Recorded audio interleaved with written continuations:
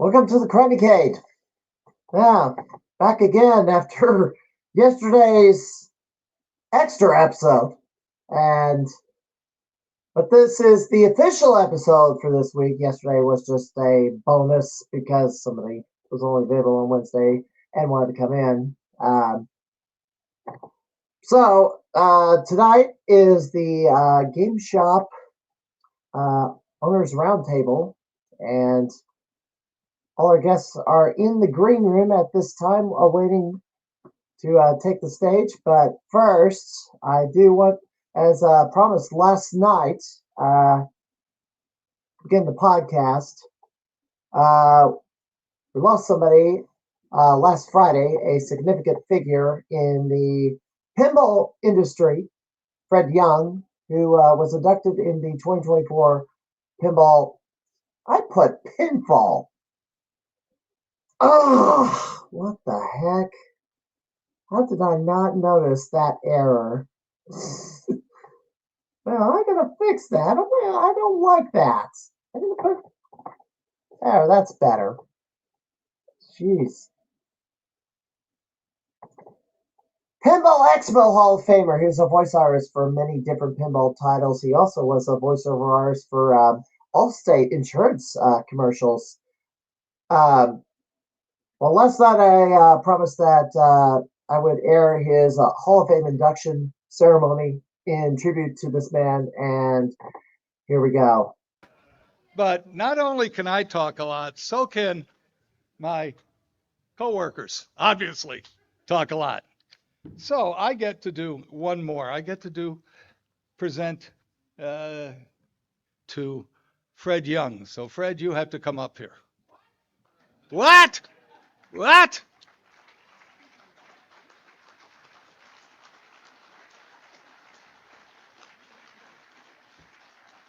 Are you kidding? Would I kid you?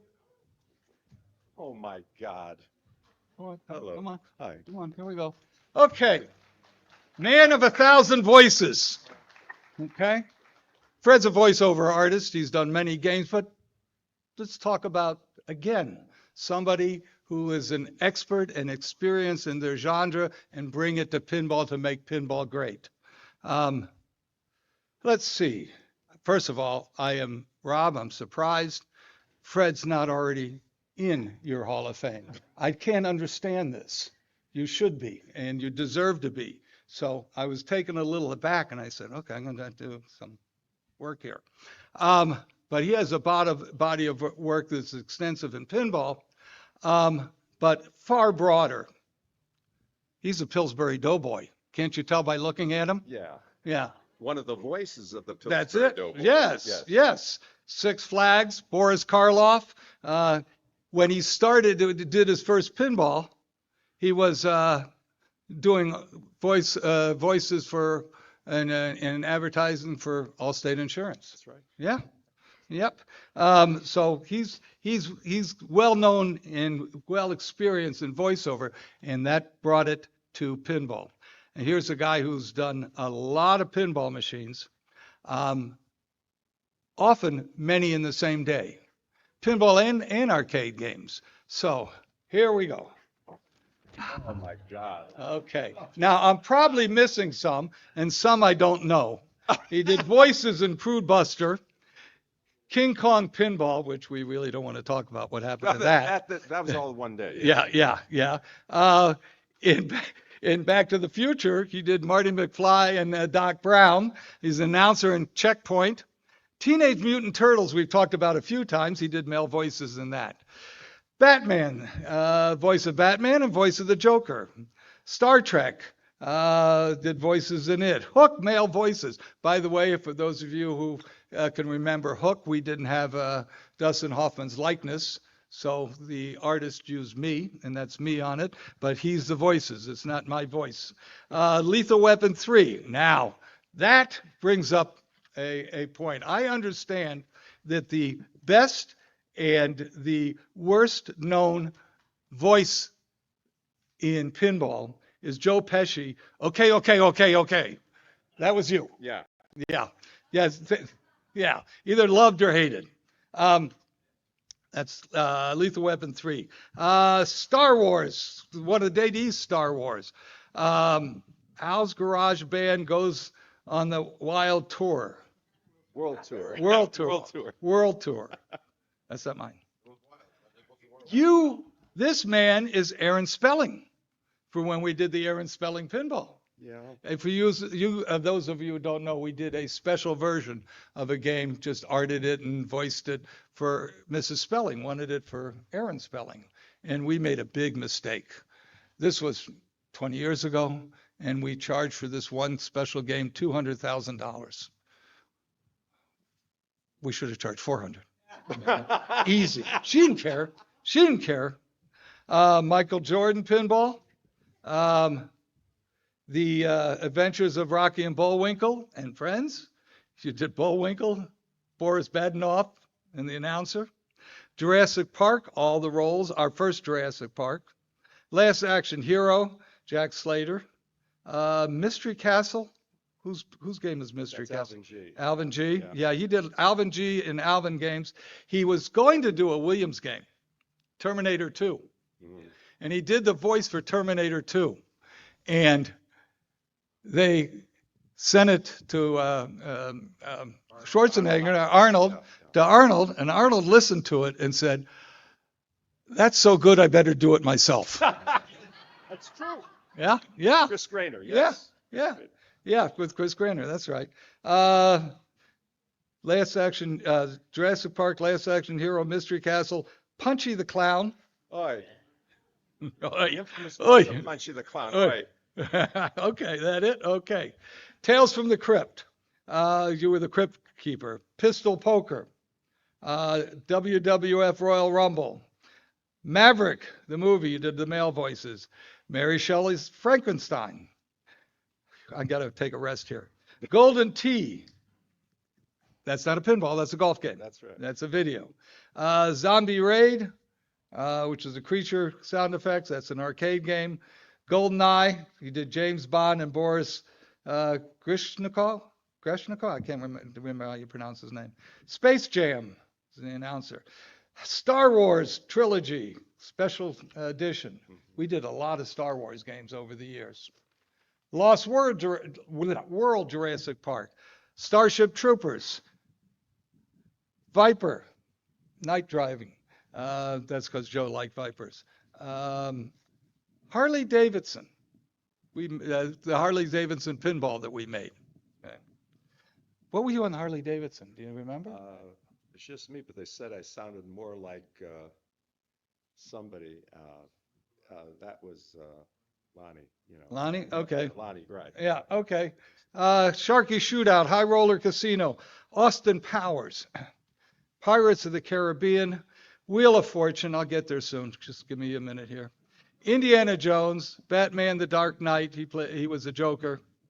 24, The Walking Dead, unreleased Mini Viper, I don't know what that is, and it says unreleased, I'm not going to go that far, with Tattoo Assassins, which was a video game that we all did, and if you can find one, they're pretty special. So with that, he's obviously contributed a lot to pinball and a lot to the voiceover field in general. And for pinball, we thank you, and we're going to present it to Fred Young in commemoration of your induction into the Pinball Expo Hall of Fame. October 18, 2024, Rob Burke, Chairman, Expo Chairman, and it's about time. Thank you very much. Thank you, Jerry. Thanks.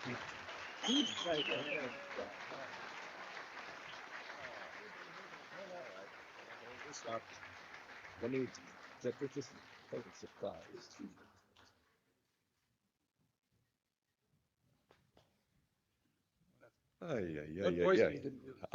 What voice am I going to use? I don't know yet. Ladies and gentlemen, this is a total surprise to me. I didn't know anything about this, really, honestly. To tell you the truth, this all started back in 1989. Joe Camico and Brian Schmidt. They needed the voices for Star Trek.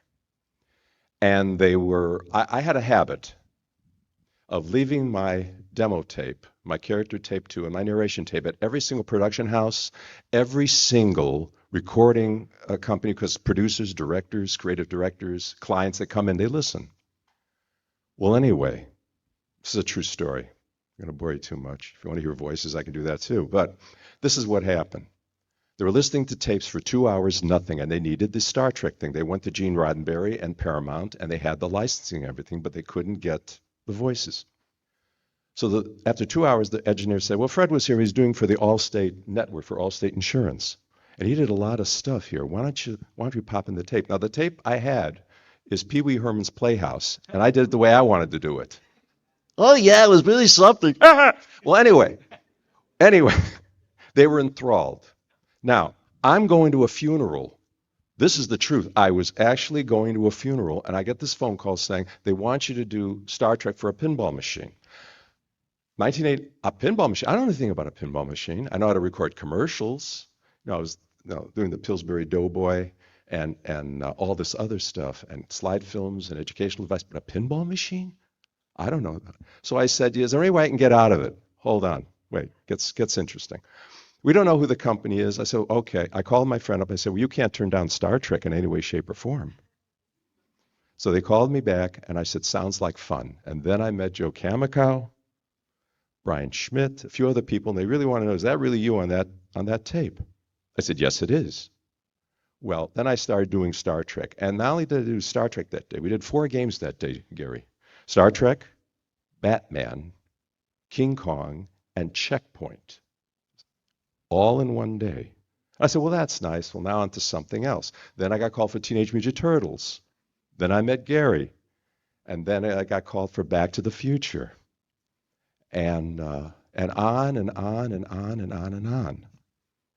And since this past week, in fact, I spoke here, this past week, since James Earl Jones died, everyone's been calling up and asking me, I want to hear Darth Vader. I want to hear Darth Vader. I said, after a week, I'll do Darth Vader, but not right now. So the week was up, and it was bothering me. I want to do Darth Vader. I want to do Darth Vader. But I want you to know, I've never met more intelligent, more interesting, and more delightful people than at the Pinball Expo, because you people are the experts. You people who know the artwork, who does electronics, who does the cabinet, who does the programming and all that stuff. Because in the beginning, they didn't have a lot of programming. That's what they told me. But as time went on, things built and built and built. But then that's where the acting comes in, because I was always doing commercials and being at the Children's Theater of Second City, where I played the Frankenstein monster, singing the Monster Blues and narrating Beauty and the Beast. So the thing is, this is very nice and very humbling. This is a total surprise. I knew nothing about it. And Rob probably kept this a secret to me, And whenever I did any of this stuff, like Indiana Jones or something, Steve Ritchie and Gary would say, hey, that's good. We'll put that in the game. And I don't even know what goes in the game. I don't know. Sometimes the improv gets into the game. But the interesting thing is, I did work very hard on this stuff to make it look effortless when I got into the studio, because it takes like 2 weeks of prep, And then sometimes scripts changes and things. And it was very interesting. Then I got the call for Alvin G and company and Michael Gottlieb, and they wanted to use me. And then I got a call from other pinball machines. Of course, Punchy the Clown, everyone wants to hear this story about Punchy the Clown. Well, it's a terrible voice, tell you the truth. It's disgusting. It's like, the original voice, they had him there, but some of them have it. It says, hey, I'm Punchy the Clown, get ready. Yeah, but I got called to do Bozo the Clown also through a company because Larry Harmon lost the tape. But then they wanted this terrible, disgusting voice. I said, you're kidding, because this clown gets beat up by children. So I came up with this disgusting voice. It was like, hi, kids. I'm Punchy the Clown. Horrible, isn't that? Yes, disgusting. And then, I was doing other things, by the way, that were near misses. I'm not on the Simpsons game. They try to get the people there. Okay, I'm not on the Simpsons game. They went to them. I'm not on the Family Guy game. If you have any problems, then give me a call. Otherwise, let it go. Chris Grainer will tell you the story about the Terminator 2, and that after 1990, after the first Pinball X, my agent called me up and said, listen, we know you do Arnold. There's a pinball game. I want you to do the Terminator. And that's where I talked to Chris Grainer over the phone. I got hired. I recorded everything, and then Arnold heard my tape, and he said, I better do this after talking to a few other people. I better do this because they heard me. So I sort of scared him into it. Really, it's true, because they didn't know what Arnold sounded like, and I did, and I got called in after I heard me over the phone, because I couldn't tell him what I was doing, which was Teenage Mutant Ninja Turtles for Data East. And the minute when I walked into Bally's, interestingly enough, there's Back to the Future. So he asked me, what do you, I said, Back to the Future. So you're the voice of Michael J. Fox. I said, how did you know that? It got around town. They had a game there. I said, you listened to everybody's game? Yeah. And then Star Wars came up, and I'm everybody except Princess Leia and R2-D2. And that's really a lot of fun. So it's a lot of fun to do this, and plus it makes everyone happy.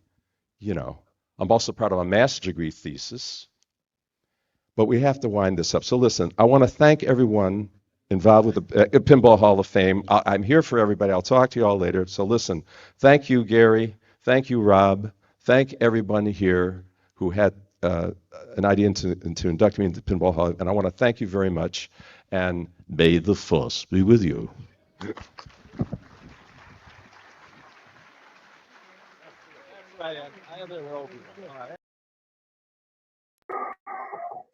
There, that was back in October. Fred Young inducted into the 2024 Pinball Expo Hall of Fame, and he will be missed. All right, it's time to bring in our guests, and introducing first, she is the owner of the Rewind Vintage out in Richmond, Virginia. She also has a wrestling name, or at least has involvement in the wrestling business, besides being a game shop owner. Welcome into the podcast, the Crimeycade. Hall's Fright, Holly Clark. How you doing tonight? Good. How are you? Oh, I put Rewind Vintage. Okay, I got it right. For some reason, on my notes, I wrote Rewind Village. Oh. Besides my typo on the Pinball Expo graphic, it was like I wrote Pinfall for some reason. Well, they say things come in threes, so let's see what the third one is. Yeah, I'm trying to transition away from the wrestling business, but somehow but now it's infiltrated the gaming business. So what am I gonna do? Oh yeah, there's so much crossover. Yes. Introducing second, and one has their camera on, but they're trying to get situated, and then the other person has their camera off. Oh, here we go. He's back. All right. Introducing second from Niles, Michigan. He's the owner of J Gaming, and he has shops within bigger shops. It's Josh McClellan. Did I say that right? McClendon, but that's fine. McClendon. I don't know. I have to pronounce names all the time because I'm calling people in my real job trying to provide technical support, and it's like some days I get names that I don't even want to attempt to pronounce. Perfectly understandable. Our third guest says, give me 10 minutes. So I guess I'm going to have to give him 10 minutes, and I'll wait for him to give me the signal that he's ready to come into the podcast, because he put in a private chat that he's not quite ready yet. In fact, starting the clock now. I guess. Bottom of the hour, we'll just say. His shop was open up until 8 o'clock, and he's closing that down, but we'll introduce him when he arrives. So, welcome in. I don't know if you know my history as a gamer, but, well, my introduction should give you a little bit of a hint, but it's not about me. I decided, he says he's had a few late night trades. Okay. That'll be part of this discussion. I know the feeling. Anyway, I started this podcast to profile gamers across the country and around the world, people that I know and and also for me to get to know other gamers throughout the country because I'm out here in the middle of the country, but everybody else is all over the world. You're in Virginia and you're in Michigan. So let's begin, Holly. So let's start with you. Let's start with the profiles of you as a gamer. What was the hook that got you into playing video games? My first system was the original Nintendo. So got super hooked on the NES. And then the first thing that I ever bought with my own money as a little kid was the original Game Boy. So I have a deep, deep love for like all Game Boy stuff, and I have a massive Game Boy collection as well. And like all the special consoles and everything, the Hello Kitty ones, the Tommy Hilfiger ones, all that jam. So I have a deep, deep love for the NES, Game Boy, and Super Nintendo era. But I also play all the modern stuff as well. So what was the first game you ever touched that got you into it? Was it Super Mario? You know, I don't know what the first game I ever touched was that I was like, oh my gosh, but it probably was Mario Bros. And then definitely the Zelda games just like absolutely took my attention, and I've just been a lifelong Zelda fan. For me, it was so if you had to step away for a moment, I'll just hide in. For me, it was Space Invaders back in '78, which gives away my age. Yeah, a over 50-year-old gamer. Well, there's a group for that. So what is you said, so you're primarily focused on Game Boy. Well, that's definitely something that I love a lot. And so like a lot of my collection is Game Boy, but I would say the bulk of my collection is mostly Nintendo stuff. Definitely have a pretty good Sega Saturn collection going on as well. But I'm kind of all over the board with what I like and love. And I have a couple original arcade cabinets in my living room right now. I've got Street Fighter 2 and Turtles in Time, and man, they just take up so much space, but I cannot get rid of them. They're too special. I ended up having to build a garage with an extra room on it to get the games, my arcade games, out of the basement. Yeah, I'm always dreaming about what can I add to my house to just like make a permanent arcade instead of having an arcade machine here, an arcade machine over there, you know? They're all spread around. Yeah, but the other problem is if I want any more, I don't want to deal with any stairs. Oh gosh, yeah. No, absolutely. Mine are on the main floor. You walk in the house and then that's it. Josh, what was the hook in your case that got you into gaming? So I'm actually a completely different generation of gamer. So I actually got hooked on the Crash Bandicoot games. My aunt's favorite game was Crash Bandicoot. Her second favorite game was Tekken 2. And so I've been hooked on PlayStation ever since, just watching her play and then finally getting my own PlayStation 2 in the beginning. Mm-hmm. So, yeah, that's where I started.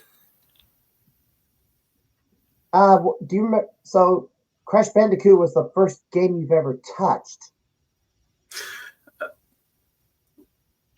You think? Yes, Crash Bandicoot probably was the first game that I've ever touched. Let me clear this up. It was Crash Bandicoot Wrath of Cortex for the PlayStation 2. Mm-hmm.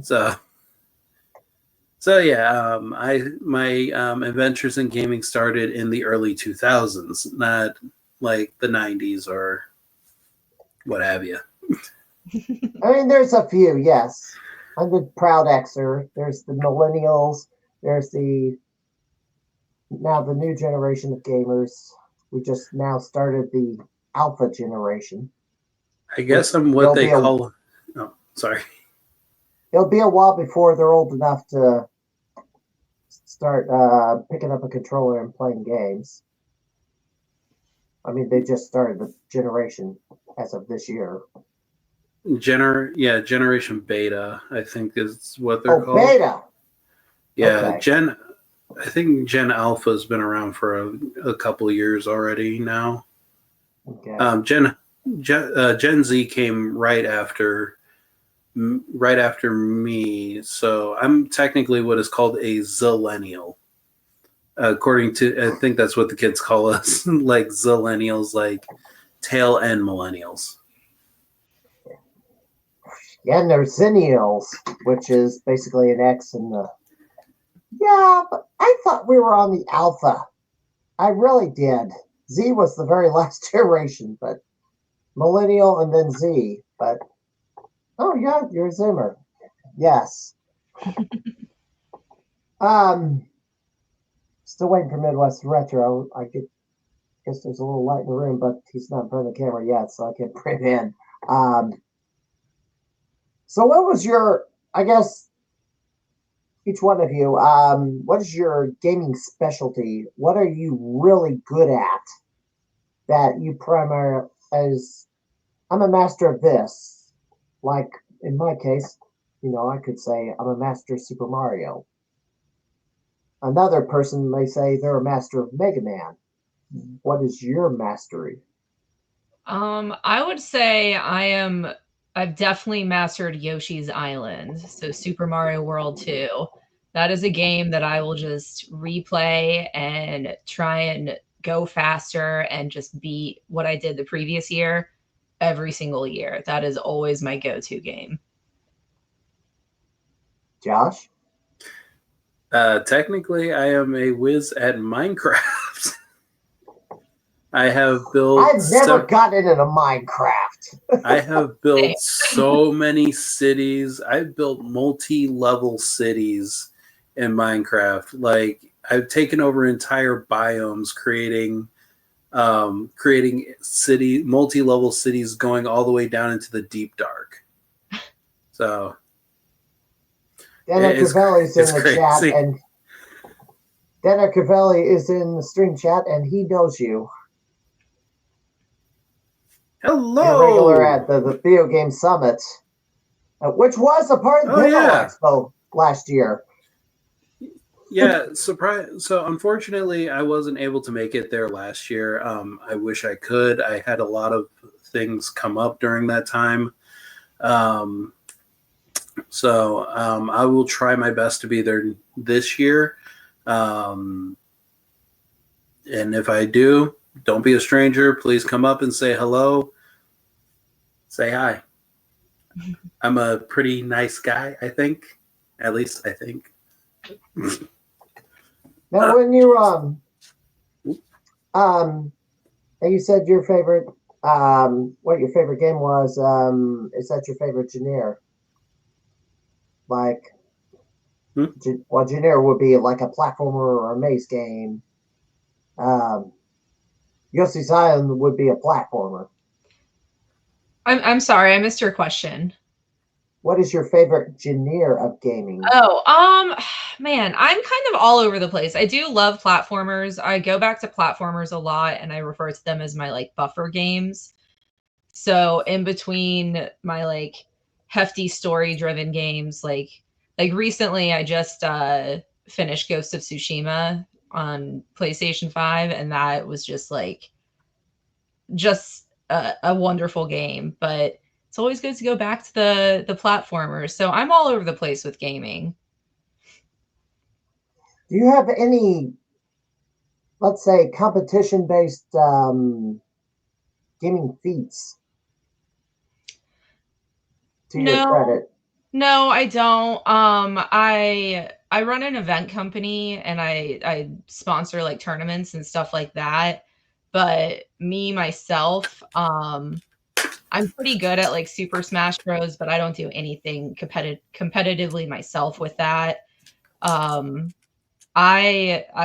everyone else I know is like far better at those types of games than me. So I'm happy to sponsor the tournaments and watch other people play and be a part of it. But yeah, I'll let them take the credit. I wish I was good at those tournaments myself, but I'm not. Yeah, some of these young kids, I mean, man, they are just like coming out with crazy skill, and I don't know, my arthritic hands just can't do it the way I used to. I'm trying to keep these all functional, but some of the time I discover injuries on my hands, and a couple of times I've had to basically get them treated because I hurt them on a controller. Yep. Somehow. Josh? It happens. Oh. So we got looks like hang on. Looks like Midwest. All right, Josh, I'll let you answer the question because it looks like Kellett, our third guest, is ready. I'm sorry, can you repeat the question? Oh, what is your favorite genre of gaming? Surprisingly, shooters. Not like what is? How would I kind of explain that one? Not first-person shooters, but like shoot 'em ups. There we go. Yeah. Shoot 'em ups. I as much as I like to play Minecraft, I can't really play Minecraft on like the plane or when I'm in a car or something like that. I can't really do that because I get motion sick. But shoot 'em ups have always kind of been my favorite thing. Just kind of basic, mindless entertainment. I just that would definitely be my favorite genre. I like some of the really weird ones that come out of Japan. Yeah. So I think that's kind of what my collection is full of, is just like weird shooters, shoot 'em ups. I know a few people that are into shooters. I know Galby Ghost Arcade has a collection of very unique shoot 'em ups. Largest arcade in the world, so they got those cave shooters, those title shooters, those. Gosh, what else is there? Gosh, I forgot the name. Psycho something. I forgot the name. Oh well. And I asked her about gaming feats. Have you had any gaming feats to your credit in the competitive world? Or that is game competition feats. Josh? I'm sorry, you were kind of cutting out there for a second. Oh. Any gaming feats that you have accomplished during your gaming exploits, like tournaments or competition? If you don't have any, that's fine. No, I don't. I mean, like one of my biggest gaming feat was when I was like 12, trying to play Tarzan on the PlayStation 2 and trying to dodge the crocodile, and I finally got past him. I was so proud of myself. That's my gaming feat. Okay. All right. Now I can bring him in. Introducing from Midwest Retro in Troy, Missouri. Welcome in, Caleb Coy. What's up, guys? How we doing? Excellent. Thanks for coming in. You just opened. Yeah, just did this last Saturday. Wow, so you're the new kid on the block. Sure am. All right, I'm going to ask you the block. So I'm going to ask you the questions that I asked my other two guests. What was the hook that got you into the gaming? Zelda. I'm a huge Zelda fan. I was like, I can't remember how old I was, but I remember watching my dad play Ocarina of Time on the N64. Mm-hmm. And it wasn't until about my 9th or 10th birthday, my dad finally got me a GameCube. And with it was Zelda Wind Waker and the collector's edition that had Ocarina of Time on it. And I just remember playing those games, man, and fell in love. And it's I've got a tattoo of the Hylian crest on my arm. So, and there's kind of like a funny thing with my family. So I had a great grandma named Zelda, and a couple of my cousins' names is there's one that's named Lincoln, and then the other one's name is Zelda. So it's really funny how that all kind of like connected, and I fell in love with the series. But no, Zelda was definitely it, and Ocarina of Time was it for me, pretty much. So. Is that your specialty, the Zelda series? Or is there another? I would say Zelda is definitely the one I know the most about.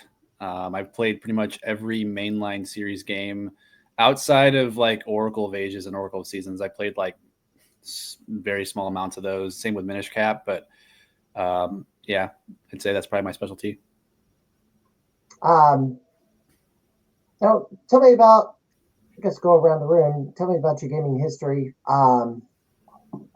Started with Zelda. How long have you been gaming?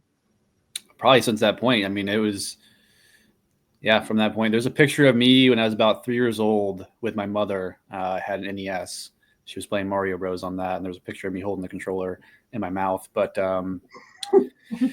that was kind of like the beginning, I guess. And then it just kind of transpired over the years. My dad was kind of huge into gaming, and then he kind of got out of it. But, he kind of fueled the addiction for me. My grandpa would buy me GameCube games too. So, that's what kind of kicked it off for me. But as far as staying on like the Nintendo route, that changed right around like, I don't know, 13, 14 years old. I got into Xbox 360, and then I started playing middle school football, and all the kids were playing Battlefield 3 and Call of Duty on the 360. So kind of went to those games, and I still play those games, even to this day. But, I will always have a love for the classics. And that's kind of why I decided to open up a video game store was, seeing these cool games come through my store is just like, it's nostalgic for me, but it's also just really cool to see them,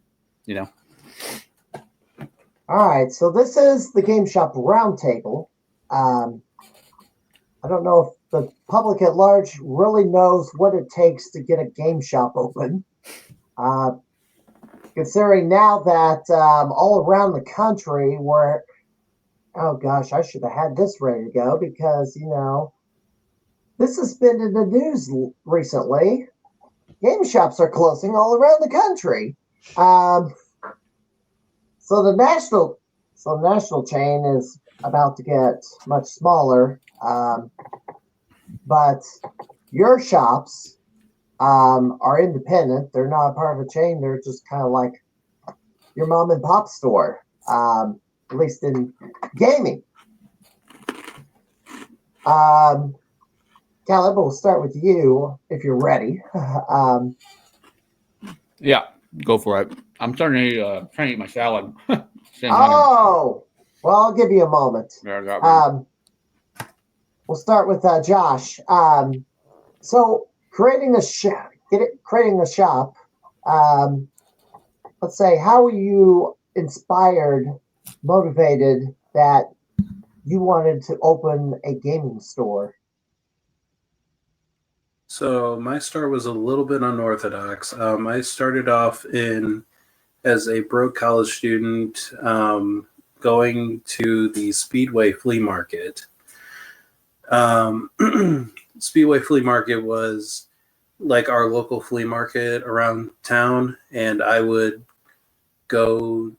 I would just take some of my old video game systems there, and I would just turn around and try to flip those, and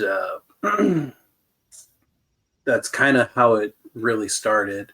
I started off just flipping consoles kind of on the weekends when I was going to, like, after classes were over, and that's kind of how I got my start. So not really sure how everybody else got theirs. All right, Holly? So I've been doing this for a while. I've been active on eBay, buying, selling, and trading stuff. And then I previously worked at a toy store, and then I ran a vintage game shop for the past decade and separated from that company and then opened my own. And so I've been involved in this world for a long time, doing lots of conventions, lots of local events, sponsoring events, running events, lots of stuff. And then I also specialize in like VHS selling. So I run a local VHS collective as well. So I don't just do video gaming. I do a lot of just like pop culture stuff, lots of VHS stuff.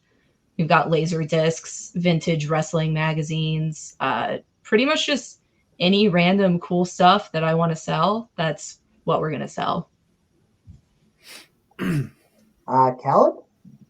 So with me, this being still kind of relatively new, last year, let's back up a little bit. 2023, I was deployed to Iraq and Syria. And during that time I was over there, I caught wind of like people like Phoenix Resale and Retro Rick and those guys on YouTube. And I watched a lot of their videos and seen how, they were flipping video games and they're making pretty good money doing so. And it was just like something cool I thought about doing, but I never really pulled the trigger on it until about March of last year is when I really got into it. I left recruiting because I was a recruiter for the Army National Guard, and I left my job with them and started selling primarily on eBay. That quickly kind of scaled up to a point where I was doing well for myself, but I found an app called Whatnot that has been the driving force of this business for the last 9 months. To put it lightly, I've done over $50,000 in sales on Whatnot alone. I was combining that with eBay, and I did a little bit on eBay, right around like 6,000 to 7,000 on eBay. But I don't know, man. It was like to find this stuff and like the sourcing part of it was just like super cool because it was a hunt, right? I would go to like garage sales through the summertime. I would go to the flea markets. I was hunting Facebook Marketplace. And I mean, most of that stuff was really me trying to rebuild my childhood Zelda collection. It got to a point where I had most of what I wanted. I had it for about a month or two, and then I decided to sell it all to give it to someone that really wanted it. But the idea of the game store came to be a thing whenever I realized I had too much inventory in my small apartment, and I was like, I need to move this to a bigger space. And so that's when my one of the guys I do a lot of collection buys with, Greg, had a 500 square foot business suite. He was kind of remodeling, and he asked me if I wanted to build a game store in there. And then that kind of kicked off in October and slowly was building it up. And, now I'm, officially opened, and it's been really fun. So that's kind of how I got my little start in all this. Now, were you like a vendor at gaming conventions before even taking the leap to opening a physical store? No, no. So that is something that's on my radar. I've only been to 2 conventions so far. I've been to Missouri Game Con, and then I've gone to Retrofest down there in Conway, Arkansas with Retro Rick. But like, I don't know if I'm going to do them. I mean, I like to at some point when I garner enough inventory to do so. But I'm also still part-time with the National Guard, so I still have a lot of requirements with them. So it's really hard for me to kind of schedule out those conventions, especially when some of them land on those 0 weekends that I can't get away.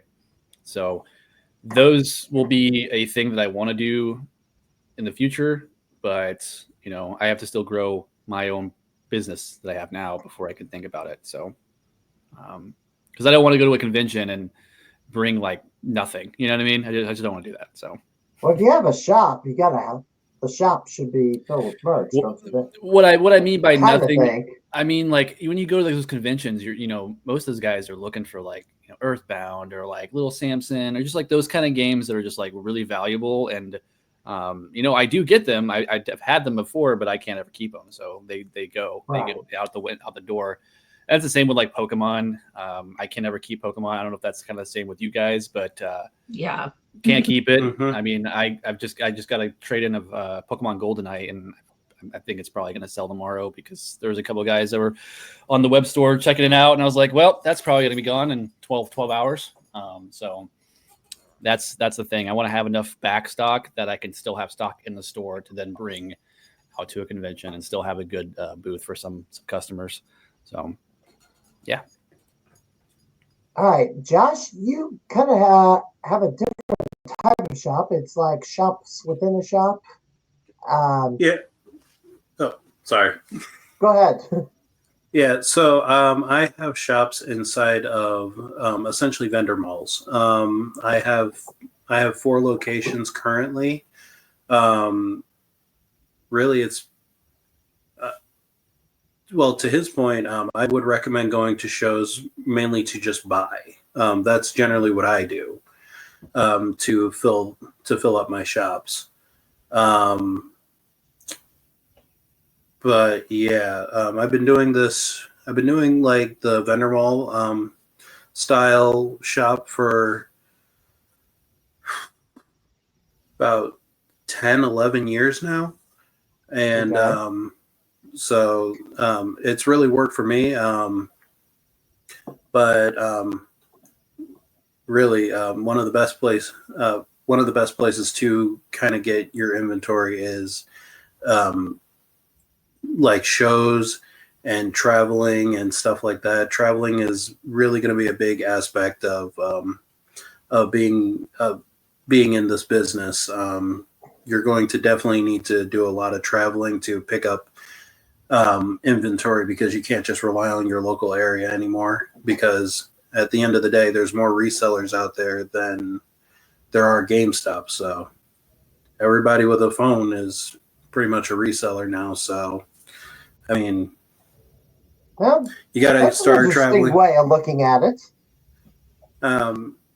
You still have to you have to travel a little bit more outside of your local area just to pick up more stuff. That's what I've been noticing over the years. I have small shops in three-ish different cities. One shop is out in the county, so I kind of say it's a little bit different from being in the city. So just relying on my local area, we wouldn't have very much inventory. So we kind of resort to traveling, a lot of shows, try to find like other small malls and everything. But also try working with a lot of your local resellers. Generally, they have stuff that they might not be able to move, and that's stuff that can end up going on your shelf. So just an idea.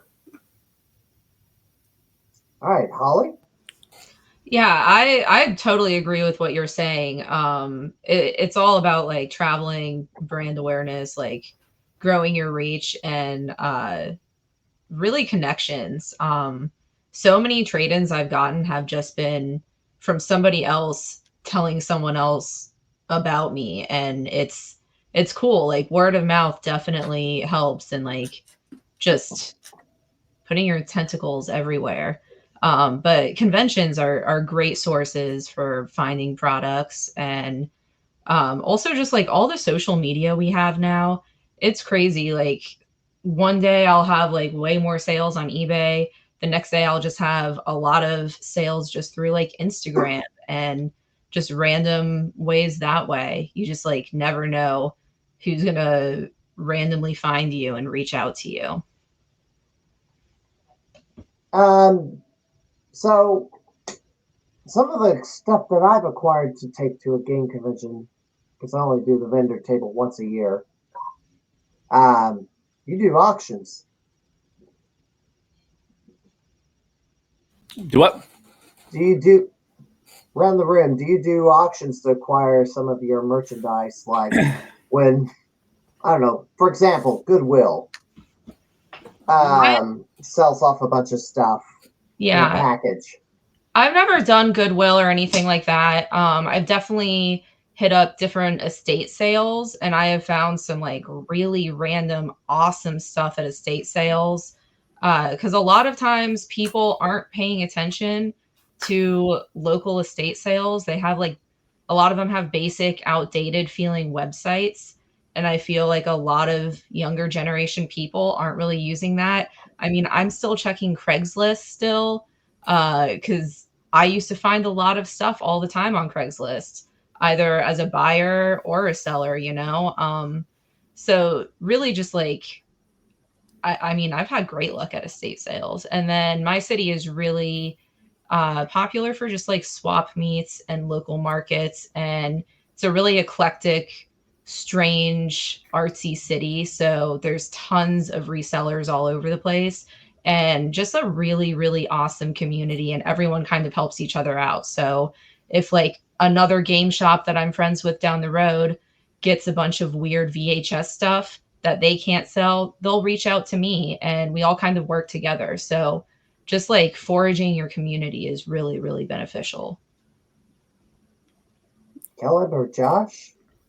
Yeah, so to kind of go back to piggyback off of that for sure. You know, the most success that I get with my inventory, I mean, although trade-ins are still great, I use Whatnot really. Whatnot's been huge for me as far as getting the games that people want. And there's an abundance of sellers on that app. And usually, I mean, I've grown pretty large on that app to now. Whenever I come to a stream, like a new streamer, they're usually more apt to do a deal with me because they know that I have a video game store and that kind of thing. So small advantages there, here and there. But there's also like all of the local video game stores, the retro stores, are using Whatnot, besides one of them that my buddy Chris runs. But there's a guy I met from Whatnot that's like an hour away from here. And, you know, he was talking to me. He has about the same size shop as me.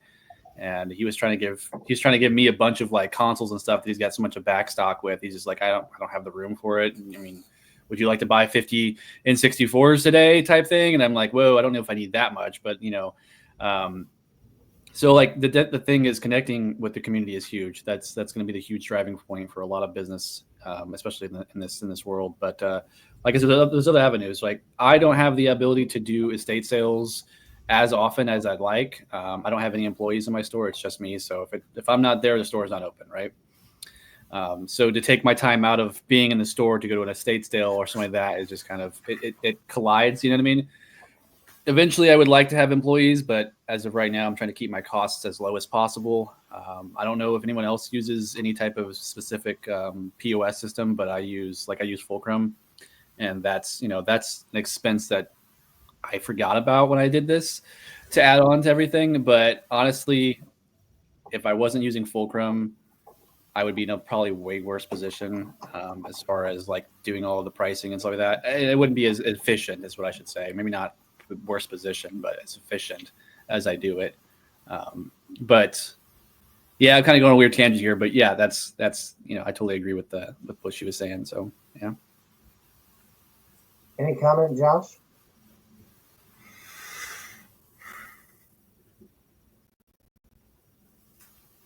Stop. I mean, like a lot of different points were brought up, so I'm trying to figure out which point to kind of start off with. I'm pretty sure I kind of covered it with my last kind of thing that I said. Okay. All right. I'm going to just go here. So, requiring each of you, before you open the store or shop, you had to acquire the merch and get a stock of it. I guess, yeah, we covered. I guess you kind of already covered all that, but when did you determine? Okay, I've got enough stock. I can open a physical store. Was there a certain point where you? I mean, I could say, yeah, I kind of talked about it earlier, but I have like a small apartment, but I was using my little office area of my apartment, and I had I have over like 1,000 games back there, and it just got to a point where my house where I lived at was also my work, and I really wanted to separate the two. Right. And that's kind of what the storefront gives me. It gives me that opportunity to, leave the house for a couple hours, go sell some video games, come back home. And then I still do all of my in-house shipping here. So some things never change, I guess, but that was kind of the push for me to get out of this small space to move into something bigger. And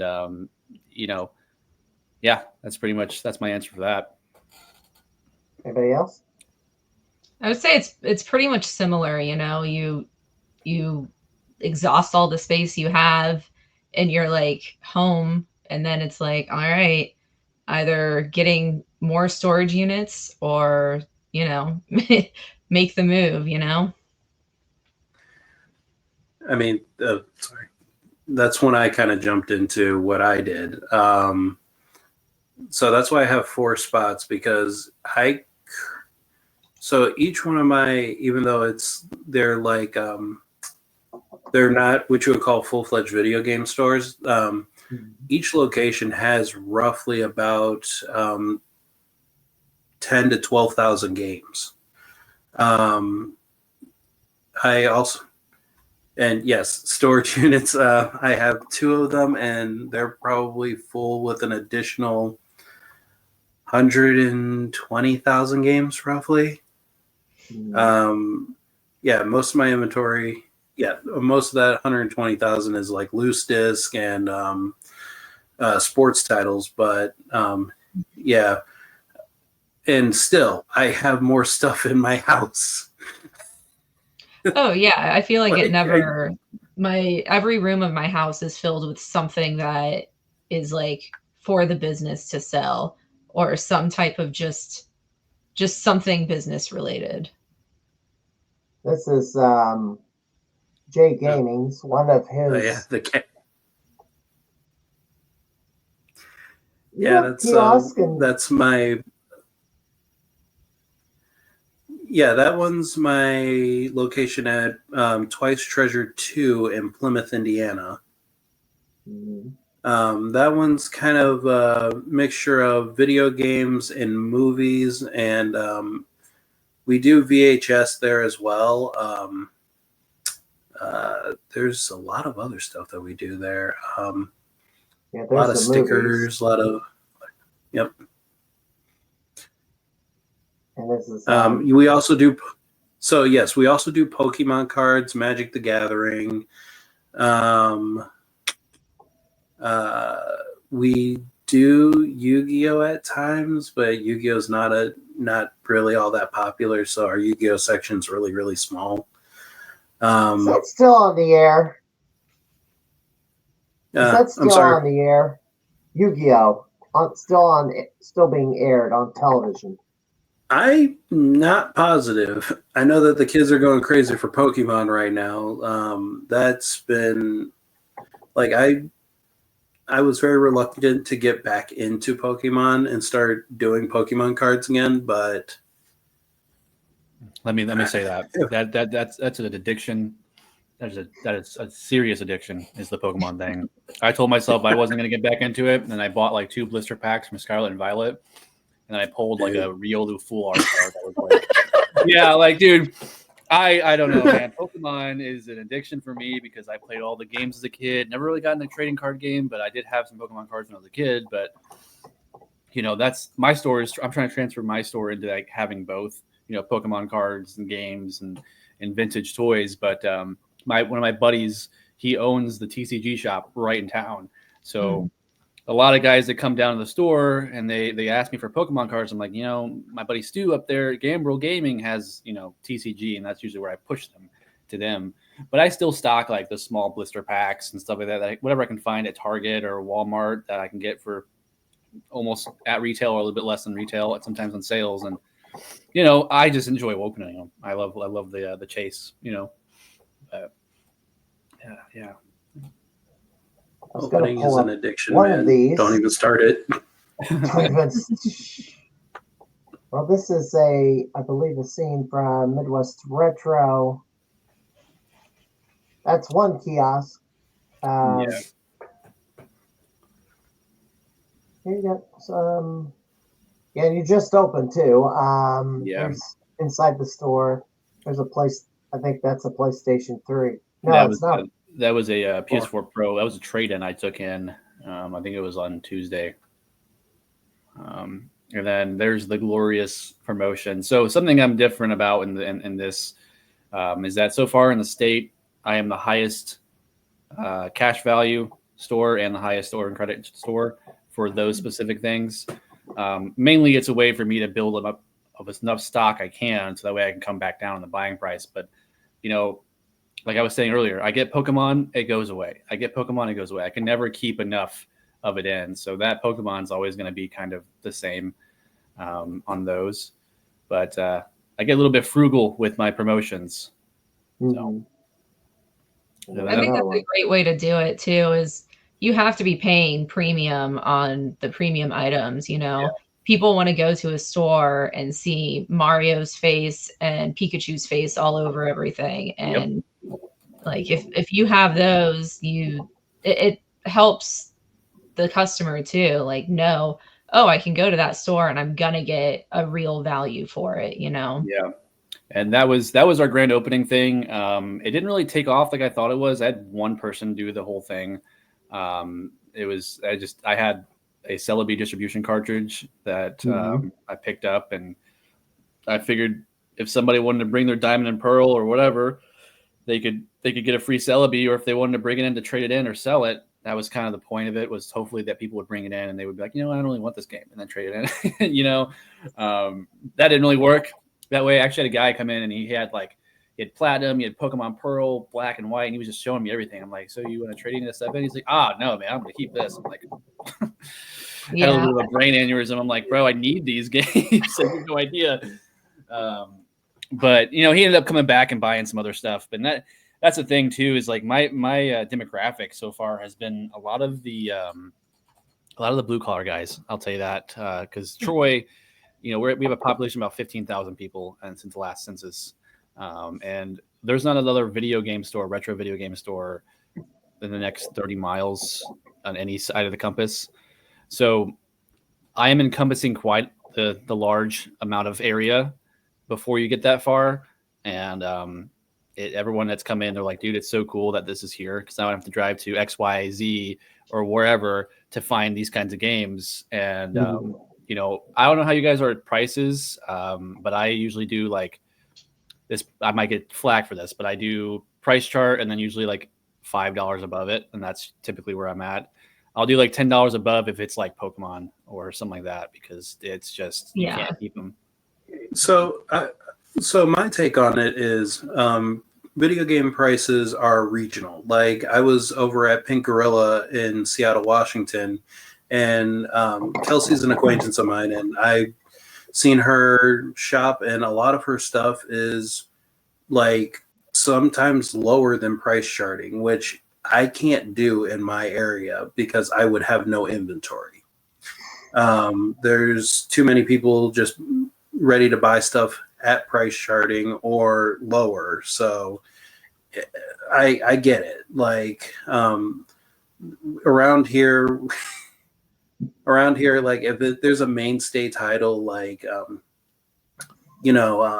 just like you have your Mario titles, you have your Pokemon titles, you're going to go like maybe $5, maybe $10 over price charting or something like that. Or you have like some games that you can't keep in. Like, each store has like the one weird game that like nobody would think of, but you have to charge a premium just to keep it on your shelves.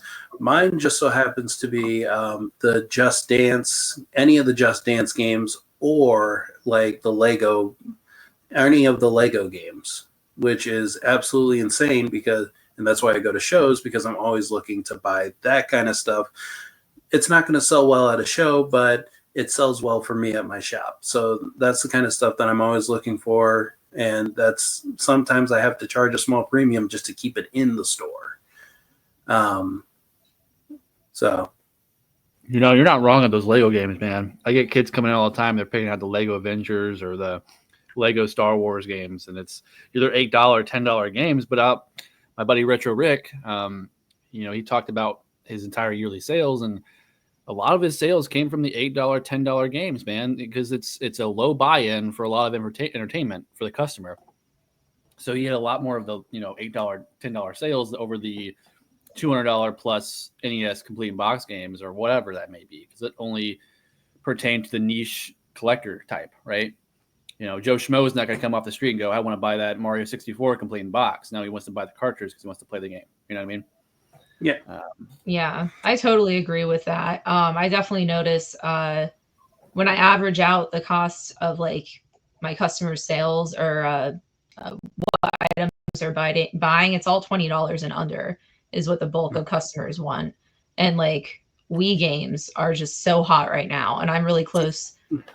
Like there's a bunch of college campuses around and lots of video game stores, but like Wii in the last like 2 to 3 years, I've noticed I can't keep Skylanders stuff or Wii Sports or like new Super Mario Bros. For Wii. Just all of that stuff is flying. And like 5 to 10 years ago, no one was buying that stuff. I mean, I was buying like Wii Sports for $0.25 back then. And now like I'm having to buy what I used to sell it for, like pre-pandemic. It's just crazy. And sometimes more just to make sure I have it in stock, I wish the Wii we used to have a rule like put a premium price on a game, like if they appeared in the first Smash Bros. So if it was Pikachu, Mario, Star Fox, Kirby, any of that stuff, those like OG Nintendo games, people will pay more for them. Mm-hmm. But then I also notice like certain events, like I do a bunch of retro gaming swaps. Those are like hardcore collectors. They're not going to want to pay eBay value or price charting value. So for my local community homies, like I'm going to cut the price for them, but if I'm going to like a big show, like a convention like this, like I can get away with adding a little bit more on certain titles because people are coming and traveling and they might not have access to them. At this event I just did, I was the only video game vendor and one of the only VHS vendors. So sold a lot of random good stuff. And then we also do a lot of art too. I do a lot of custom art, like video game art, pop culture art, and that sells pretty well too. Yeah, so all of that stuff I did. That's some of the VHS stuff you have, and Physics Fest. That was this was like I guess this past weekend. Yeah, it was, and it was a great festival. I highly recommend it. If you guys see Totally Rad roll through your town, hop on that because they offer like discounts on booths if you're not selling clothing, and people were buying like video game stuff like crazy. Yeah, they have like a Toy Man show. They call it Toy Man show here in St. Louis, and it's a lot of like it's supposed to be like a toy convention, but there's a lot of our resellers in the area that go over there and do video game booths and stuff like that. So, like I said, that's definitely on my radar. The video, the convention stuff.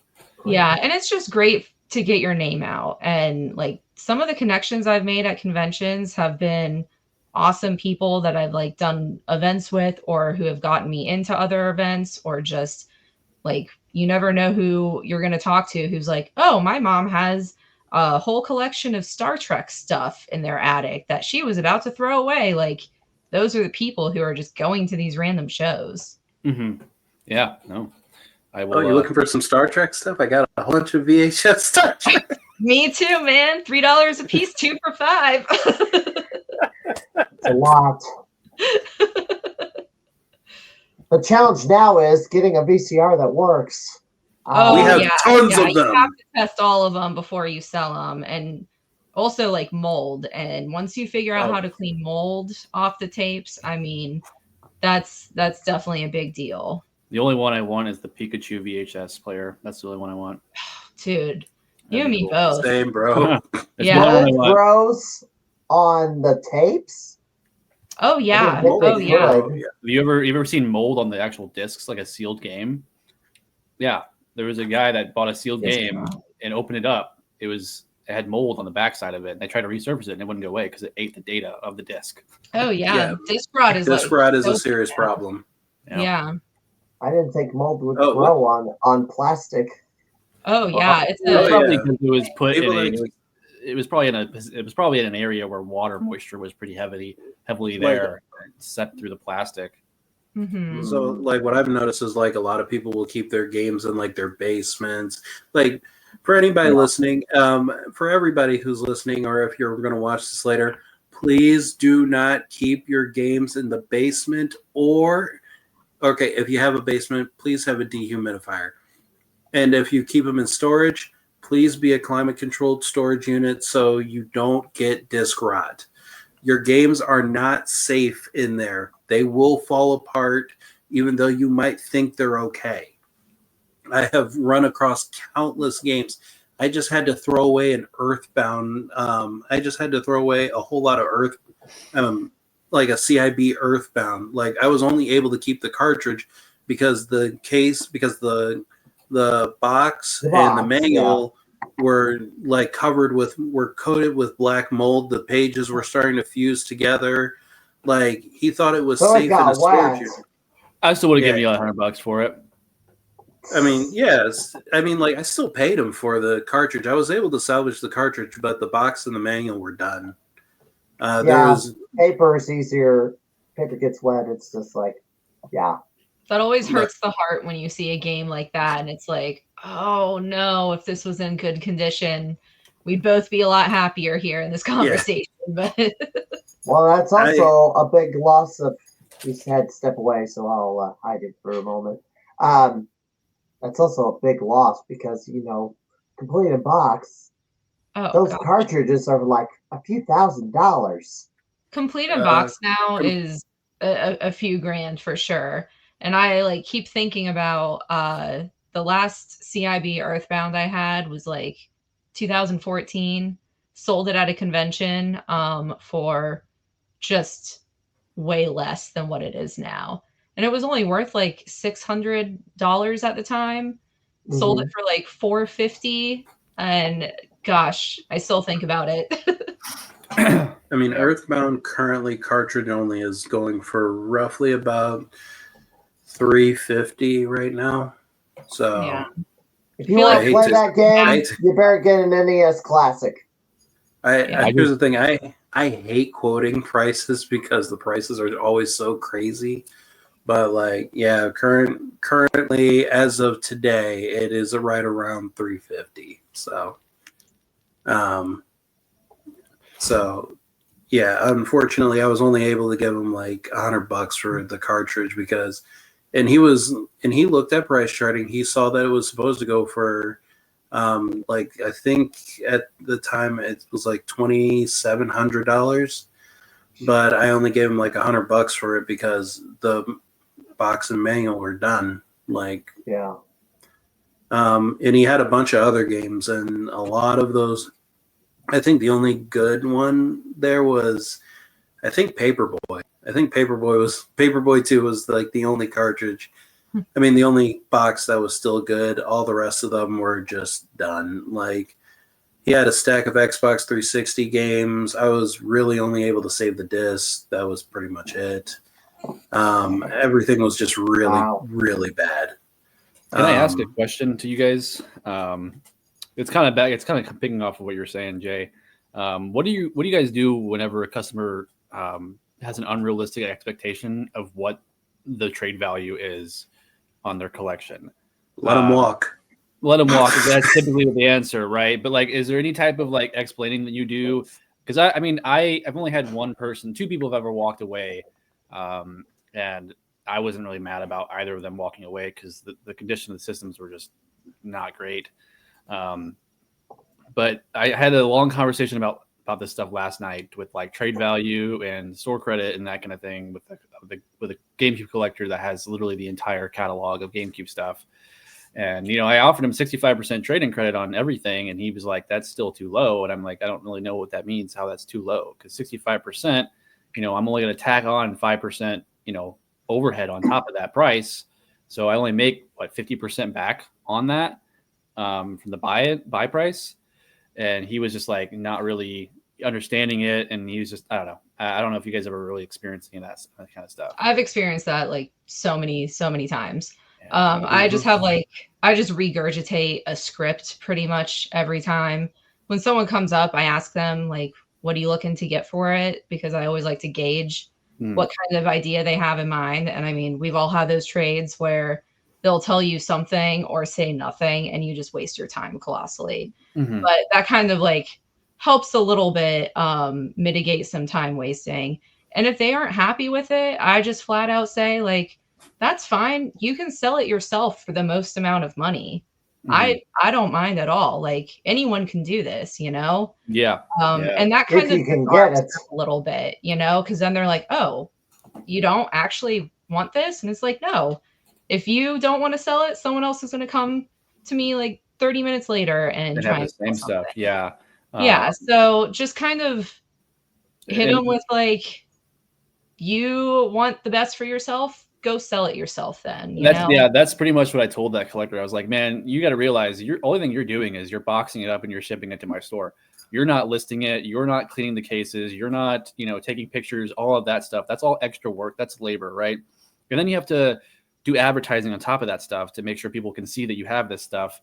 And that's where that difference in price kind of kicks in. And I'm like, dude, also, I mean, if any business is paying 80% back on things like Coliseum or Gale of Darkness, they're not making any money. You know what I mean? They're not profitable business. And that's the whole point of being in a business. You want to be a profitable business and you want to go as long as you can because you don't want to work for anybody else, right? So you have to make it profitable and worth your time. And kind of going back, I know you showed that picture earlier there, Conservative, of that PS4 Pro trade-in. So that trade-in was one of those situations where I just asked the couple, I was like, hey, what is the ideal number? Like, what are you guys looking for? And they're like, well, I don't know. It should be a number. I just fired off $200. I don't know. Either they were going to be disgusted by it or they're going to be shocked. It was one of the two. And there it is. Yeah. And when looking at that lot, we ended up coming to, they came at me at 250. And then the wife was like, we'll take 225 for everything. And I was like, okay, I'll give you 225 right now on Venmo or Cash App or whatever you guys want. And then I went to start putting it through my system. I would have given them more in cash trade-in from my system had they sat there and waited about, I don't know, an hour to get through all those cartridges and everything else. But, they left happy. You know what I mean? They were happy that they did that. And it was crazy because literally not even an hour later, I had a kid and his mom come in and they wanted that PS4 Pro and they traded me in this new 3DS XL Samus edition. So if you guys know what that is, it's like a $400 loose console. It's insane. Okay. And I was like, yeah, kid. And he had like some 3DS games on top of it. And I was like, yeah, dude, you want that PS4 Pro? Take it, and he got a game and a controller. And I still made sure he had like $16 left in his account to come back. And that's the thing is I put myself in the shoes of the kids, you know what I mean? Not to sound like weird or anything, but like I want like the experience of whenever I was a kid, if I walked into a game store and the game store owner was like, I'm going to give you an extra 10% off just because I want you to have extra money to come back and spend more money in my store. That's kind of what the mindset that I put myself in. And they were over the moon. They were so happy. And then that mom was like, she said thank you and stuff like that. But that's the stuff that I live for. That's the thing. I don't care so much about the money part of it as much as I should, but making people happy in my community is what I want to do. And bringing this store out here is been troublesome, but I think it's been worth it. I love it. You know what I mean? So, yeah. Price charting, is that what you primarily use to determine prices on games, or do you use some other type of system like, I don't know, compare prices on Google? So price charting is a tool, not a rule. That's what I had the owner of that price charting on the podcast in the past. Yeah, he's a super nice guy. I remember when they were just in the testing phase and I got like the first email like, hey, we're starting this website, check it out. It was like very, very, very fresh and new and so happy for him that it exploded into what it is. I will say my system does use price chart as the main source of pricing. But when you look at the eBay averages, because it goes off of eBay last sold, right?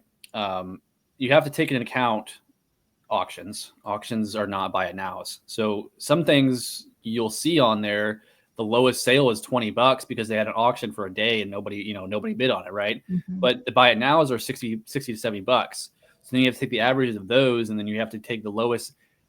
And that's how I base my prices, basically off of what the market rate is, and then I'll tack on a little bit of the I call it the convenience overhead fee of it being in a store. But I haven't had anybody complain about my prices except one person. One person complained about it, and it was the funniest thing in the world.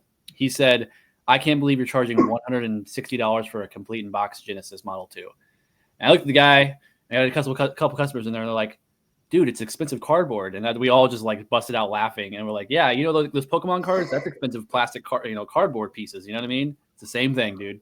Mm-hmm. You don't find these systems, in their boxes anymore. It's extremely rare, And he was like, "No, I totally get it. I was just shocked to see it was like 160." I'm like, "That's the cheapest in-box system I've seen. I mean, a 32X system is still like over $200."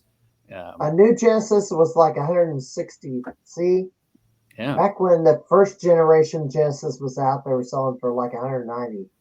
And then you count for inflation. So what really is that number? That's definitely over $150 today's money. I know that for a fact. And it was 1990, when this was going on. That would probably be right around 300. Yeah, it would almost be 3 times as much in today's money. And you're still getting it almost MSRP from the 90s. It's just because Genesis doesn't. I don't know about you guys, but Genesis doesn't sell well for me, and that's why I don't really buy it. I only buy Genesis if it's CIB.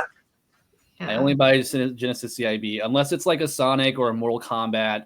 The more popular ones I'll buy loose cards for because I can still flip them and make like $5 to $6 on the back end of it. But the complete in box ones they move quick because you don't see them very often, especially with their manuals or registration card or whatever.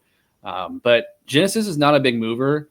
The one question I get asked a ton for recently has been Sega Saturn and Sega CD. I don't know why. Everyone is asking for Sega Saturn and Sega CD. I can't get it. I don't know if anyone. I don't know where they go. I don't know where these people that collected them are. I definitely know that when I see them, I just add them to my own personal collection at this point because it's so few and far between. So it's like, yeah, you're just gonna come home with me. Yeah, I've yet to start cherry picking my own stuff because like I really do want to start taking back Zeldas and stuff like that, but I won't do it unless I have like at least 3X in stock before I pull anything. Because I had a whole GameCube collection full of every game besides the big box Four Swords, which I had a collector hit me up about the other day, and I was like almost pulled the trigger on it, but he didn't like my price, and I was like whatever. But I want to be able to start pulling stuff and putting them in my collection back here at the house, but haven't done it yet. So now my collection just sits in my video game store, and they go, "Where's your collection at?" "Oh, this is it right here, man. The 1,000 games on the wall. That's my video game collection." Yeah. But I don't know, man. Like it's interesting. I don't know. Besides like the Pokemon, the Zeldas, the Marios, that's the stuff that moves. But the Sega Genesis is just so slow. And I think Retro Brick, I keep dropping that name, but he just posted a video on his YouTube channel talking about his year-to-end sales. And the lowest selling console was the Genesis. The Genesis, then it was the CD, and then it was the Saturn. But the highest was Nintendo Switch, GameCube, and then N64. Oh yeah, Nintendo stuff is always moving all the time. It's like you got Apple, you got Samsung. Which one do you want? Same thing. So oddly for me, my top selling system is Xbox 360. I'm not really surprised by that either. I gotta go let my pup out, so I'll be right back. All right. So for me, it goes Xbox 360, PlayStation 2, Wii, and after that, it's kind of your guess, really. Everything else is kind of neck and neck. PlayStation 1, unless it's a specific game, most PlayStation 1 games don't really move. And he was definitely right. Sega Genesis stuff definitely does not move. Whenever somebody brings in, so there are certain ranges of what I will give for certain things. If somebody brings, say, if somebody were to bring me DS games, it really comes down to the DS. But the DS game, however, I still give a higher percentage for DS games than I do for Sega Genesis games. Because DS games I know will move pretty darn quickly. Like, it doesn't really matter what it is. Most DS games will be gone within a 3-month period. Sega Genesis games generally tend to stick around for almost a year. So Does it depend on the title? Not necessarily. Okay. So, sorry, go ahead. Well, I was going to ask, you have a lot, you said the Genesis games don't move. Is there a lot of sports games that mixed in there, or are they just lesser popular titles that came out for the console, or is it just any game? Well, the thing about Sega is that a lot of their popular titles have already been re-released on like these compilation consoles. So that's kind of, I will have people come in and buy like the AT game Sega Genesis, the AT game Sega Genesis system, and then they'll just hook up an original Sega Genesis controller to it, and then they have all the games. Really, I mean, like, there's no point in paying like $10 for a Sonic game, $20 for, what is it? Sonic 1 is, CIB is like $25 now. Not very many people are going to do that unless you're really a collector. When you can pick up like the AT game system for like $20 or something like that. That's like one of the only. I thought that was going to be the situation when the NES Classic came out. However, that really hasn't affected the market as much. However, Sega's market has just like crashed since those things were released. And you know what? As such, you know what? So Midwest Gaming Classics coming up. If your theory is correct, I should be able to pick up a bunch of Genesis games I don't have relatively cheap, wouldn't I? Oh yeah, I would say you can definitely negotiate a seller for Sega Genesis games for sure. Although we got a lot of them try now. to go for.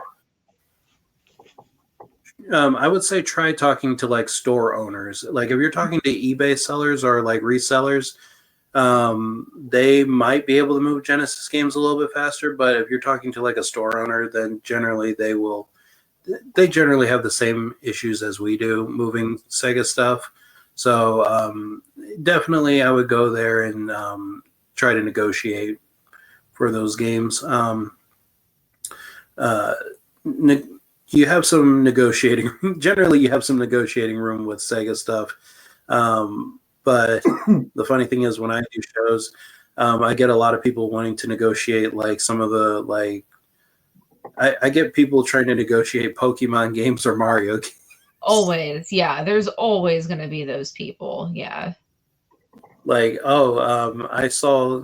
I'll have like a Pokemon Silver for like. Say I'll have the battery freshly replaced, and it'll be a clean label. I'll have $75 on it. Well, price charting said 55. Would you take 50 for it? And I'll be like, this absolutely not. That's that's too close to what I have into it, most likely. Yeah, and most of those ones that people are, I definitely run into people Googling and being like, well, I looked it up online, and they'll look it up on eBay, and it'll be a dry battery one, or it'll just be a dozen reproduction cartridges in a row. And that definitely is affecting the market. Like, I feel like post-COVID, eBay definitely turned into a little bit more of a weird soup. And just has like a bunch of reproduction sellers or people selling stuff listed as new that it's definitely not new. So it definitely skews the data for pricing, and then also just the common person who's like, I want to play a Pokemon game. Let me look it up on eBay. This one's $20. Why do you have it for 60 to 80? And it's like, well, what you're looking at is not authentic, or just not a functional cartridge. He was going to do it. Hang on. He was going to do it sooner or later. This goofball decided to crash the podcast. Go ahead, John. All of my animals out. Yeah, my animals are currently locked up. Or locked. They have the rest of the house to roam. Yes, I'm exactly. just Yeah. locked in one room. I keep hearing their little like toes outside. They're like, "What are you doing in there?" Anyway, go ahead, Josh. Oh shoot! I lost my train of thought here. Uh-oh. Sorry about that. No, you're good. We were talking about Pokemon reproduction games and all that stuff. Yeah, I run into that quite often. I'll get somebody that'll I'll get people. I call them my eBay warriors. So I had one guy walk into my shop. Surprise! Sometimes I'll have like Nintendo 64s for like $99.99. I'm not sure what everybody else prices theirs at, but I had mine for $99.99, and somebody walked in and said, Nintendo 64, he's out of his mind. I can get those for $30 all day on eBay. I'm just like, $30 for a Nintendo 64? Yeah, like maybe if you're, I'm just well, you could be like maybe back Aimer, in the years ago, getting it for $30 back in like decades ago, but you could be a collector like Brandy Aimer, who tried to.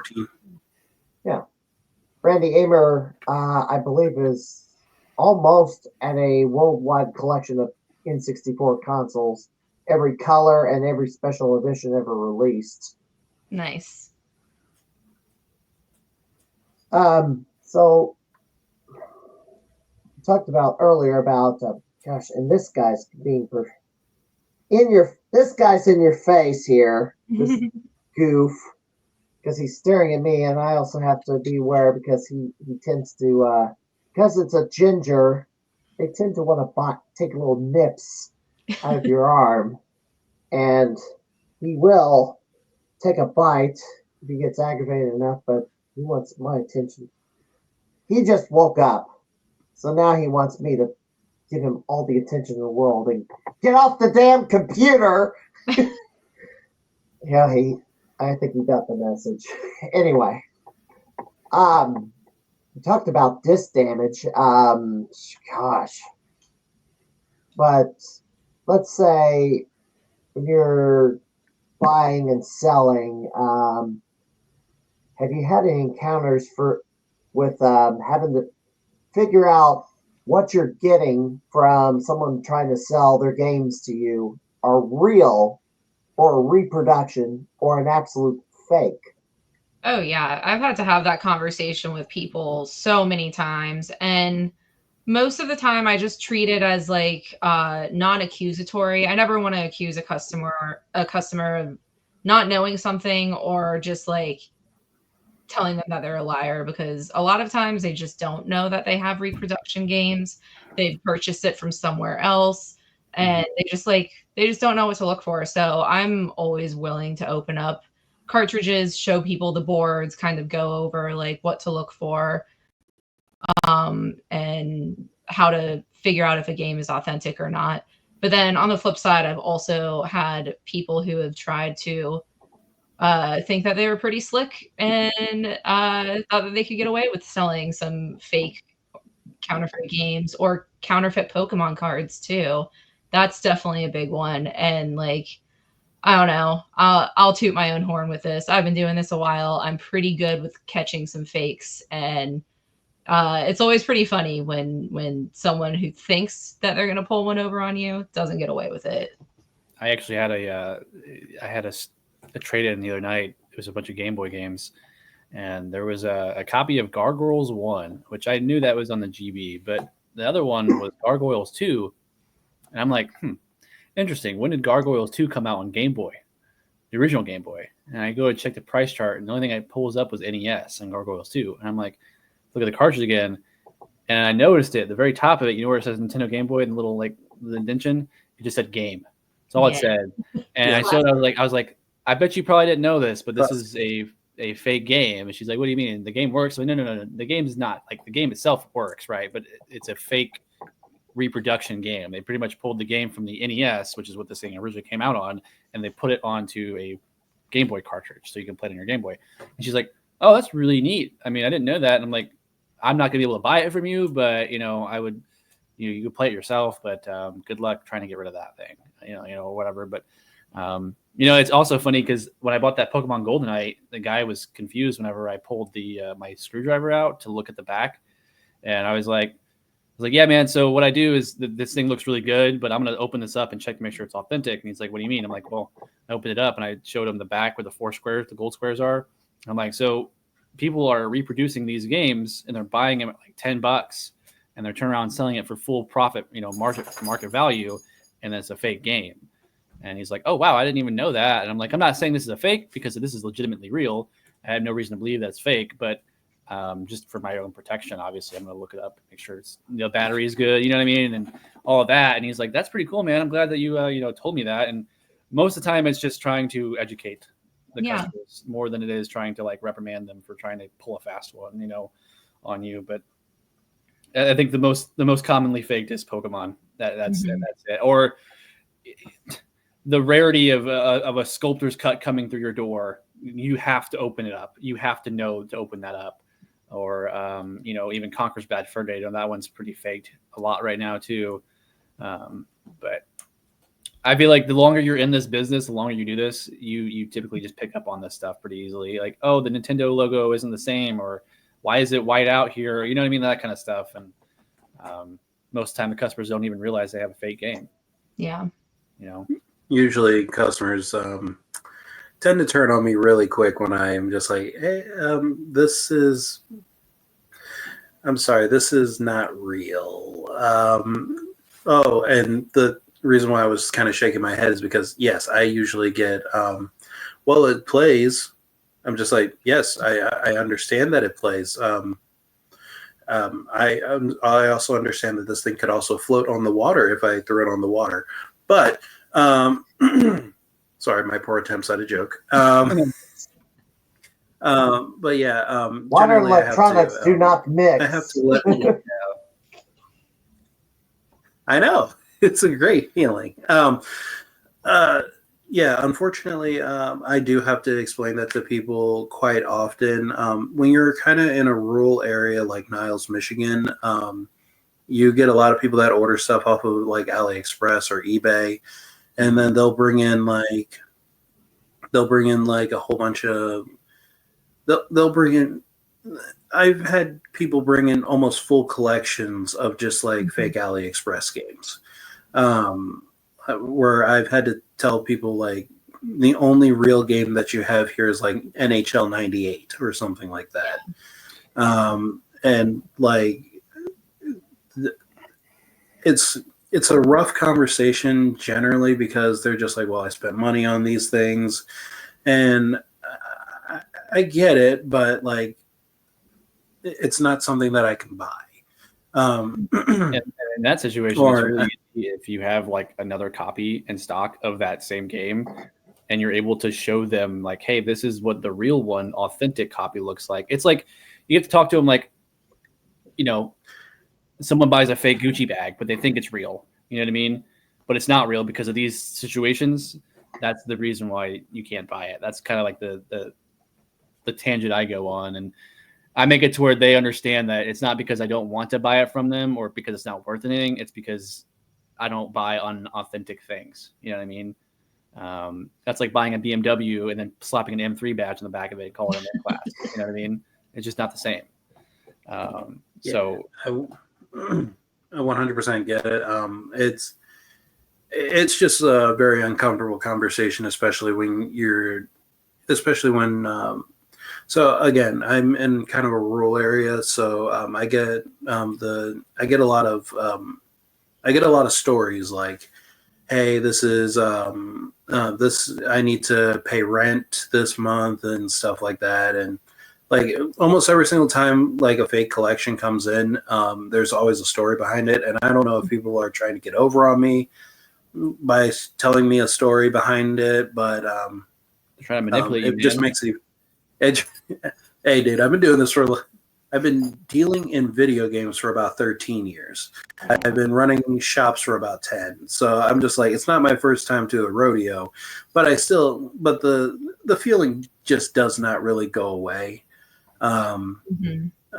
Of just like, hey, I want to be empathetic, but I'm just like, hey, this isn't real. Except for that one guy that tried sneaking in.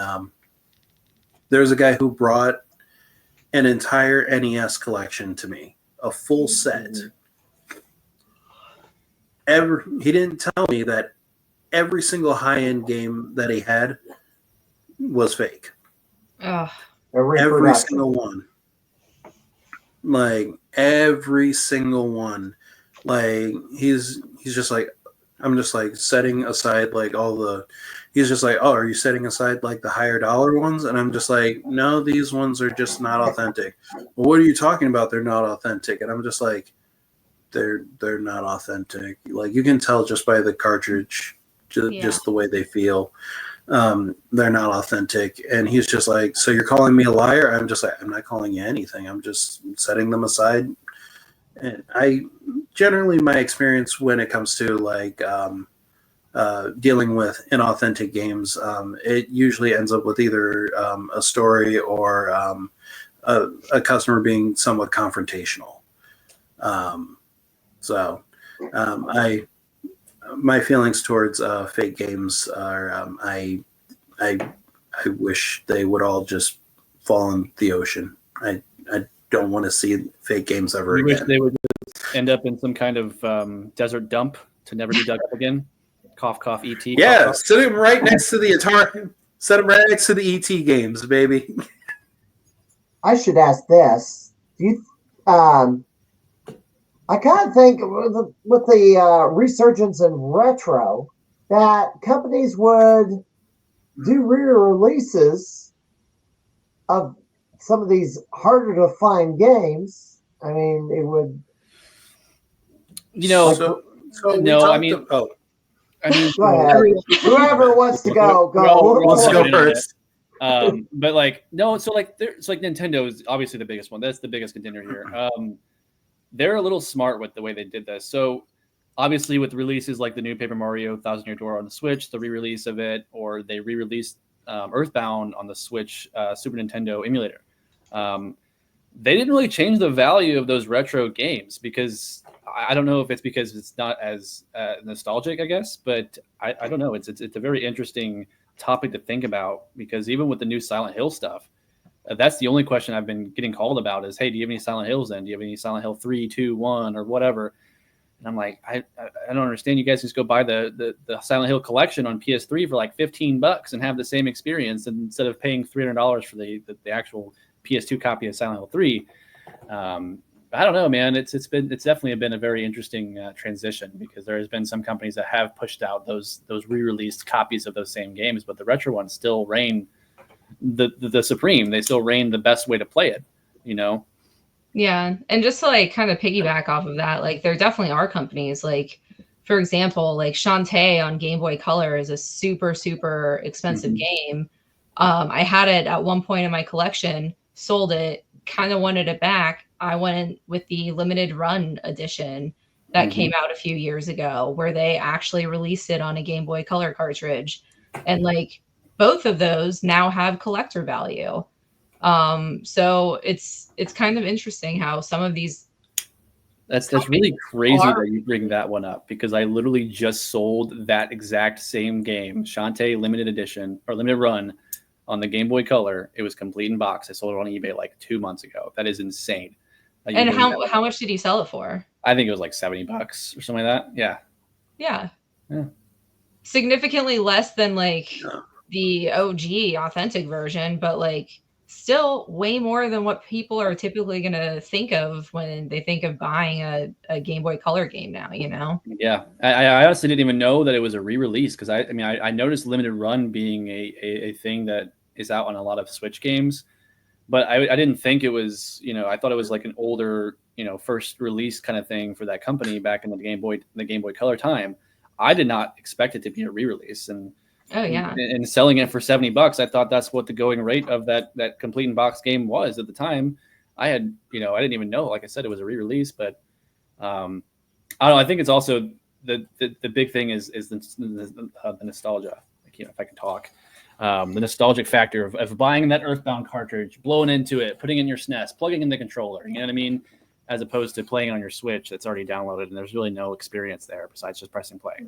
Mm-hmm. So I think that's a huge driving factor when it comes to how the retro games stand up to test of time to the re-releases that come out. Mm-hmm. There's something romantic about it, Yeah. blowing in a cartridge.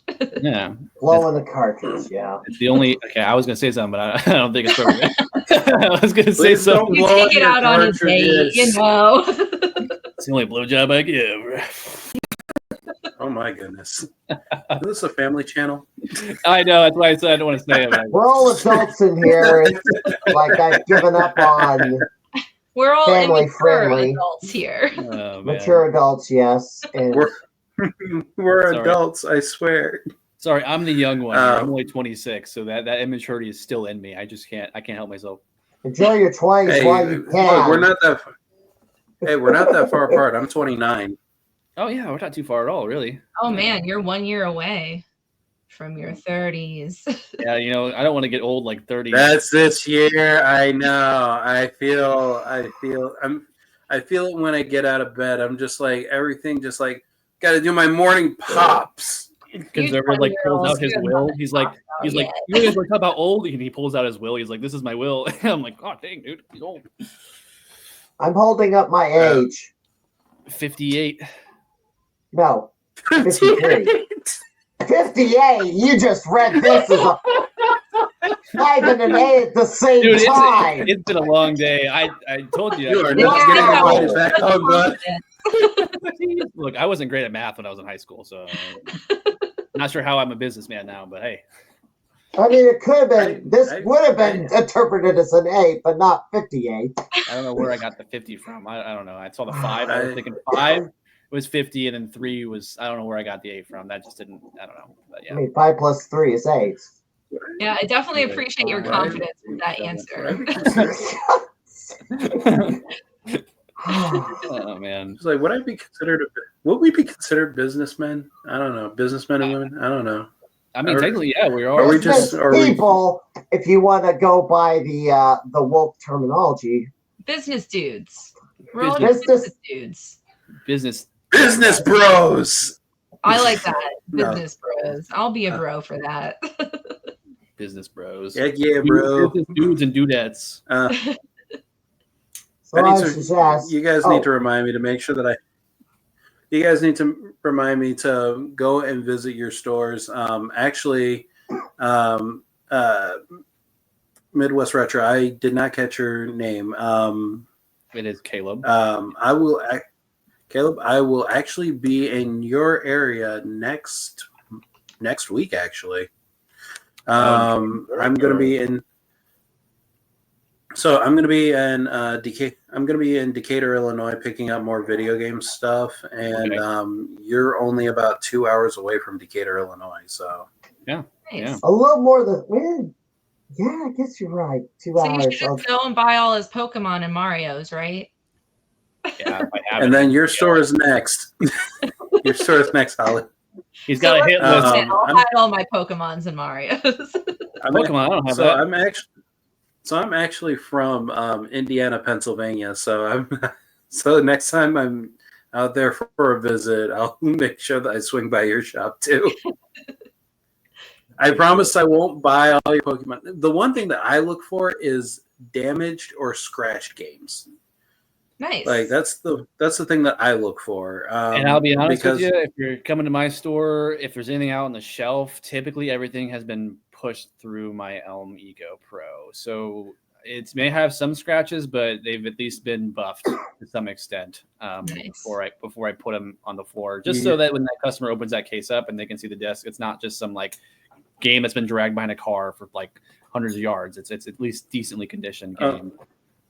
So how do you like the Eco Pro? Dude, honestly, I bought mine used. So I bought mine used for like $750, and I do need new pads on it, but I've been pushing it off because the full kit is like $100, but it comes with like 2 sets of pads, pair of black pads for the PS1 games, and then it comes with a new compound and a new time card. I still have 260 minutes on my original time card, so I'm trying to push as much as I can out of these little pads until I need to get more time on the card. But honestly, man, coming from a JFJ, it's night and day. I mean, you put it in there for 30 seconds and it just it's super quiet. And sometimes I forget that it's even running. Now, I will tell you, if you're doing a lot of volume, it's not the best machine for volume, but the one-offs, it's great. I actually, the reason why I asked is because I actually have the Echo Auto Smarts. Okay. I actually have 3 of them, and I also have an Echo Master. So, when I'm doing DVDs, I usually use my Echo Master or I use my Venmill 3500As. They're big silver spaceship looking things. They're able to clean discs in 15 seconds roughly. Yeah. So I was just kind of curious as to what kind of machines you guys were using. Yeah, that Eco Pro, it does everything I need it to do.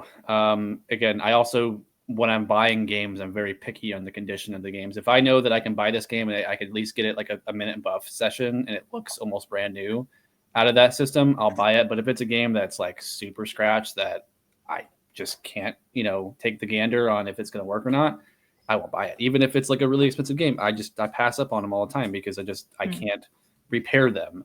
And I also don't have $15,000 to drop on an Eco Smart. You know what I mean? That's just not feasible in my business.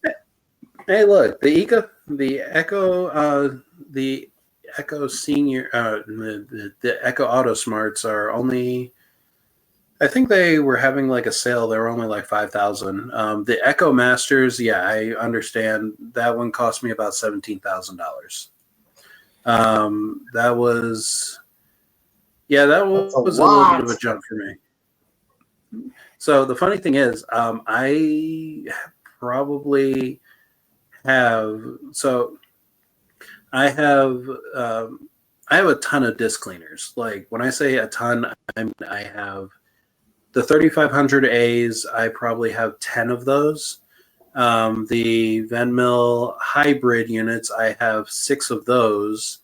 The Echo Auto Smarts, I have 3, and then I also have an Echo Junior, and then I have the Echo Master. At some point, if we start doing more games, I might actually opt in for an Echo Super and have it custom built. Wow, that one's going to be a little bit crazy, but we're moving through so many things that we're moving through so many games that it's just I need that to kind of keep up with that and movies. Now, are you buying a bunch of loose discs? Sorry. I'm sorry? Okay. You can go, Holly. I was going to ask, are you resurfacing every disc that comes traded in? No. I don't resurface GameCube games generally. So I will resurface GameCube games only if they come in not working. GameCube games, I just don't want to take the risk because if you resurface a GameCube game too many times, it will stop working and there's nothing you can do.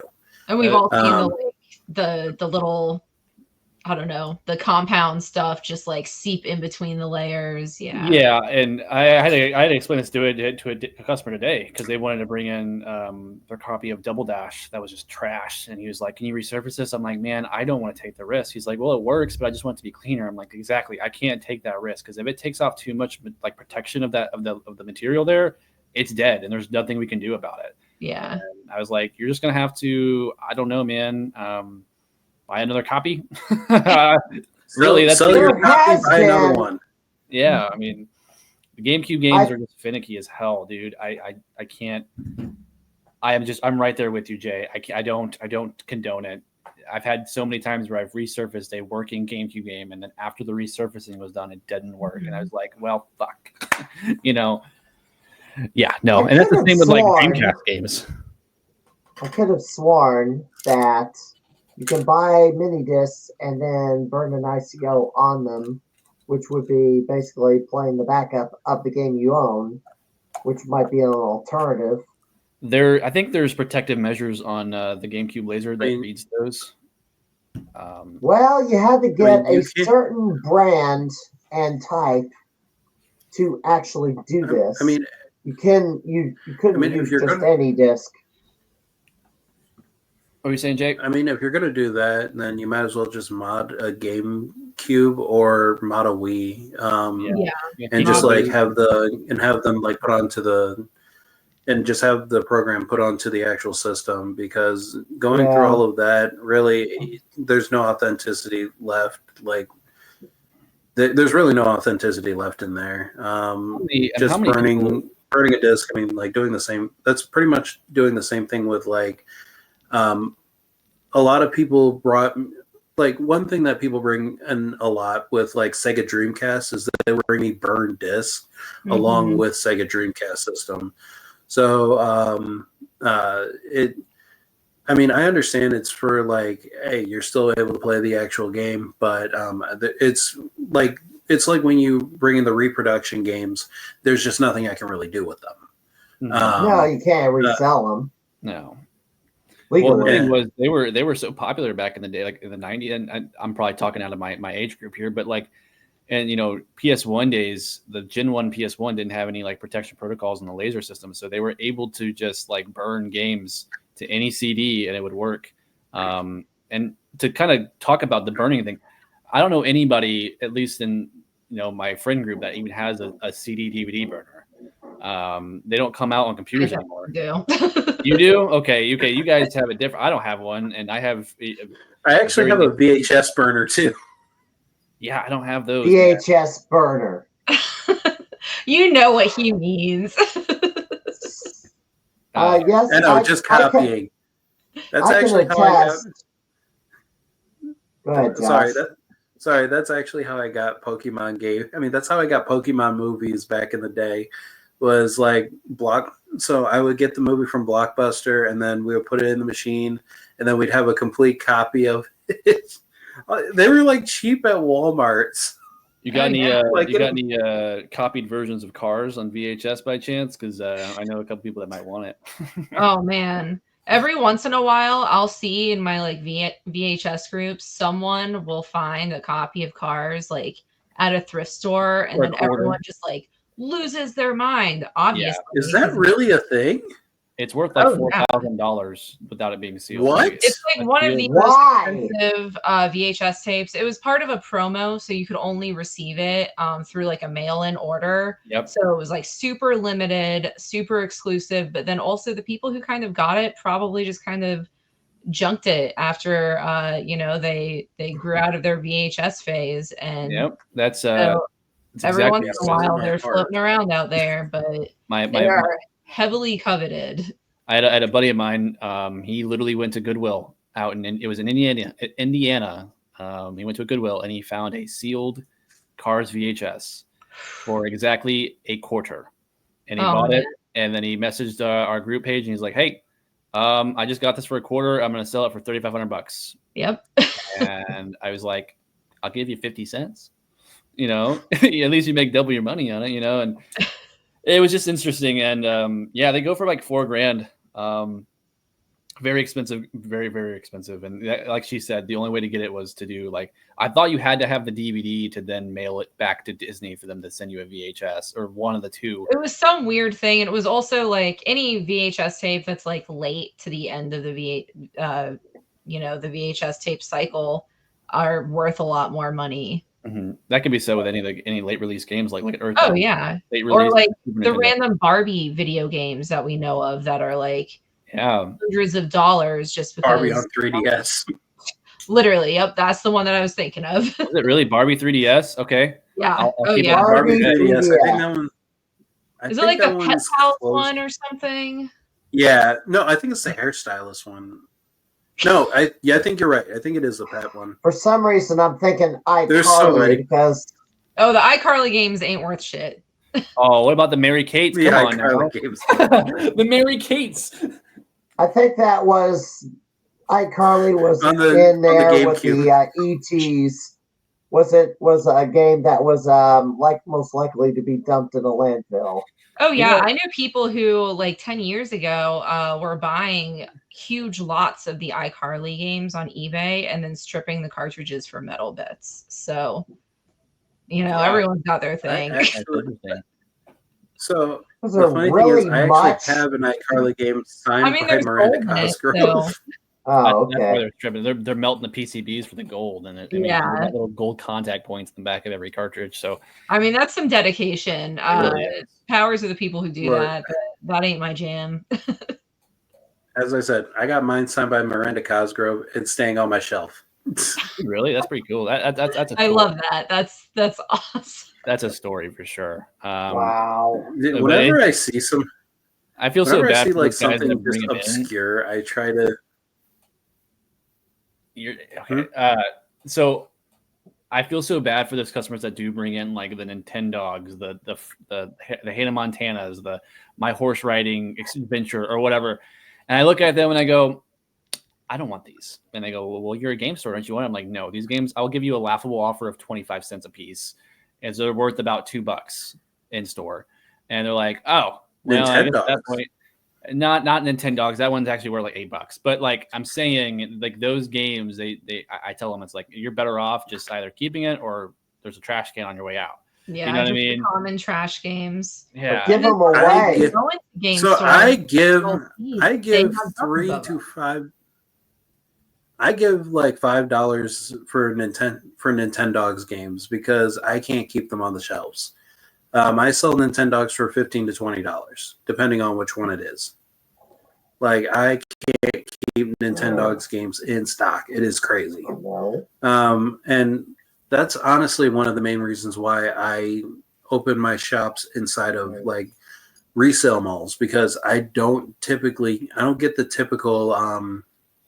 I do get like video game collectors, but generally I get a lot of people from the general public. I get older ladies that come in like, oh, my granddaughter would love this, or my grandson would love this. My grands have DSs. I know that, or they'll call the mom and we'll sit there and we'll work something out, and like, oh, $5. I got my grand this. I will gladly buy those games, those cheap. At one point, I bought so much of that stuff, I had almost 2 Home Depot buckets full of DS games. Well, I love that stuff, and I will buy it all the time. I've got plenty of that stuff for you next week when you come to the store. I'm hoping you actually buy them because I don't want them.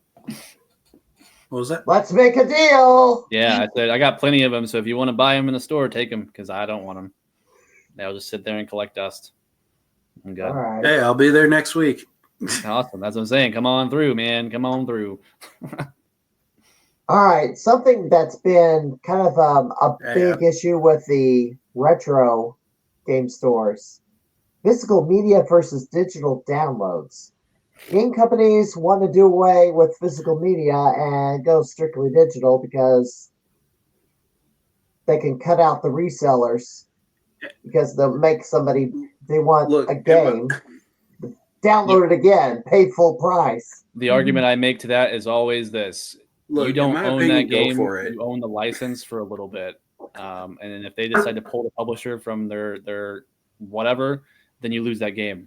Whereas if you buy the game physically, you own that, and nobody can take that from you unless it's stolen from you or you sell it. Yeah, and then like some of the modern games too. You walk into one of our stores, it's going to be affordable to buy physical. You go online, the price is not going to budge, and like maybe there will be a max 20% off sale one random time throughout the year. Mm-hmm. Like, there's always going to be a market. Black Ops 2 is still. So sorry, Black Ops 2 was. I remember, like, I think it was like a couple months ago. Black Ops 2 digital download on the Xbox Series was still almost $60. I fell out of my chair laughing. I'm just like, dude, I charged like $20 for that game. Yeah, and you know what's even funnier is that Microsoft re-released Black Ops 1 and 2 on disc for Xbox One, and it literally, when you open the game, it's just 2 of 360 games in a single slot. That's literally all it is, and and they were charging full price for it, because it's a brand new Xbox One game, but it's just 2 360 games in one case. Because I just got that game to the door and I've never seen it. I'm like, that's so neat. And it still sells for like $25, but just to open up an Xbox One game and it just be 2 Xbox 360 games stacked on top of each other, like that's it. They didn't really do anything different. That's all they did. And then they're charging full price for it. And I was like, that's insane. And yeah, thanks for the re-release. Yeah. Mm-hmm. Wow. As I said, like, go ahead. I mean, like, the only company that's really going to be affected by this is GameStop. At the end of the day, we specialize in pretty much retro games. And when the games are like, when new games like stop flowing, we'll just sell the consoles along with retro games. Like, there's not going to be like, it's not really going to affect us all too much. Not to mention, most of the conditions, even the new games that are coming out, they're coming out in like broken states. So like once the updates are gone for those games are pretty much buggy messes. So like at the end of the day, I mean, like, we're not going to run out of physical games. Like, we're going to always we're still going to have like limited run. We're still going to have strictly limited premium edition. There's plenty of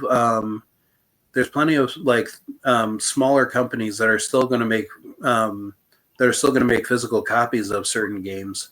And at the end of the day, I mean, like, that's what we do. We're essentially we're secondhand video game dealers. Like, the new stuff really doesn't bother us too much. Mm-hmm. I'm sorry if I'm speaking for somebody that actually buys new games, but like, yeah, at the end of the day, this really does not affect us all that much. I got to give it to Nintendo. Shouldn't. They still shock me with the fact they're still using cartridge-based games. It's insane. I love it. It's awesome. It's great, and it's so reliable. Like, yeah. What is your like defects for cartridge-based stuff versus like disc-based stuff? There's nothing. Yeah, there's like no comparison because cartridges are just 9 times out of 10 always going to be more reliable. I had a guy come in the other day. He's never seen a Switch. He never played a Switch, and he was like, "I think my daughter has this like game system, this Nintendo system that's like smaller than the DS cartridges." I'm like, "Oh, you mean the Switch?" And he's like, "Yeah." So I went and showed him my Mario Odyssey, and I'm like, "You know what? Hey, man, I want you to try something. If you get a chance, go back home and lick the back of your Switch cartridge." Oh, God. And he's like, no, wait, why? And I'm like, no, just do it. Just try it, And I was like, dude, it's not the same as like licking a battery. He's like, oh, that's what I thought you meant. I'm like, no, it's not going to shock you. But I'm telling you, lick the back of a Nintendo Switch cartridge, because you would think with those small little like cartridges that a kid would swallow it. Nintendo was smart. They put like some kind of flavoring, I don't know what it is, in the back. The bitter end. Yeah, it's very bitter. You lick it and it's like, ooh, it makes you want to take it out of your mouth. And I told him that, and he was like, "That's so great! Like, what made them think of that?" And I'm like, "Choking hazard? Hello? Like, I mean, don't put the tiny cartridge in your mouth, little baby, please." But it's interesting how innovative that their company is with that kind of stuff. And Nintendo has just always been so innovative, especially with like all of their accessibility controllers, from even like dating back to the original Nintendo. They have just always been ahead in like so many areas, but then I feel like people will argue that they're behind on stuff, but they just have their hand in other areas. Did you know that there's a microphone on the original the original Famicom? Yes. The Player 2 controller. Yep. Yeah, Player 2 controller has a microphone. I looked at that the other day and I was like, why? Like, okay, please tell me that no one was really talking into their Takeshi's Challenge. There's actually a few racing games and gambling games that also use it. That's insane, and that's the technology they had in the late 80s. Gosh, the original Legend of Zelda that actually was used to defeat certain enemies. The Pole's voice. Oh, really? Huh. You were supposed to make noise into that microphone, and those Pole voices were supposed to suddenly drop dead.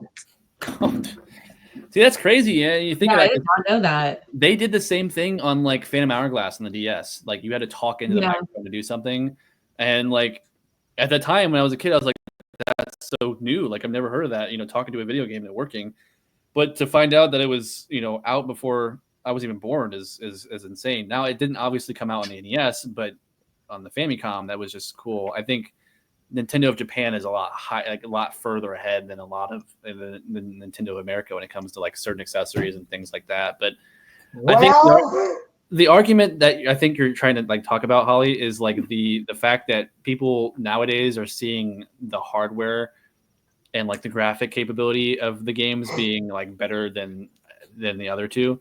Because obviously the argument is that the Switch just isn't as powerful as the PS4 or 5 or whatever. And I'm like, yeah, but you don't need a PS5 or whatever it is to run freaking Mario. You just don't. Exactly. Like Nintendo has always been a company that is so inclusive and for like all gamers, all types. So like, yeah, they don't need to make a powerhouse of a console. Like everyone's still gonna buy the Kirby, Yoshi games and Mario games they've always bought. But I always think to myself, like, man, if they did have the power, what would a Mario Galaxy 3 look like with that kind of graphical power? You know what I mean? Like, think about that. That would be insane. Like, Odyssey is a fantastic game, and it's on the Switch. But imagine if they had Odyssey on one of those, like, systems, how much more they could have done with the game. Oh, for sure. And then I think of, like, I mean, Breath of the Wild and Tears of the Kingdom. Oh, my gosh. Were incredible. And, like, I will always love a Pokemon game no matter what, even though I have nothing but complaints for modern Pokemon games too. I'm a diehard fan. I'll always play them. But like, man, if we had a Pokemon and like that was like Skyrim or something, that'd be nuts. Arceus isn't bad. I'm playing GTA Pokemon. GTA no, Pokemon. I'm ready for it. I love those mods. I love the GTA Pokemon mods. They're so funny. The fan games are most likely to produce such a thing. Do what? On the PC. GTA Pokemon, isn't that just Power World? Pretty much. Yeah. There are people who create fan games and they will produce it for any system. Yeah.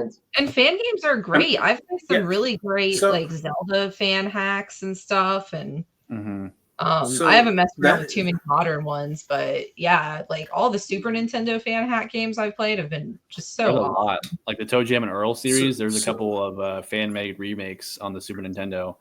And when you buy the game, it says not licensed by Nintendo on it. But it's stuff like that that's cool. It's modern, but it's like in the original retro packaging. That's just so that is sorry, I don't know if anybody else does this, but I actually do carry ROM hacks on like physical ROM hacks on the shelves.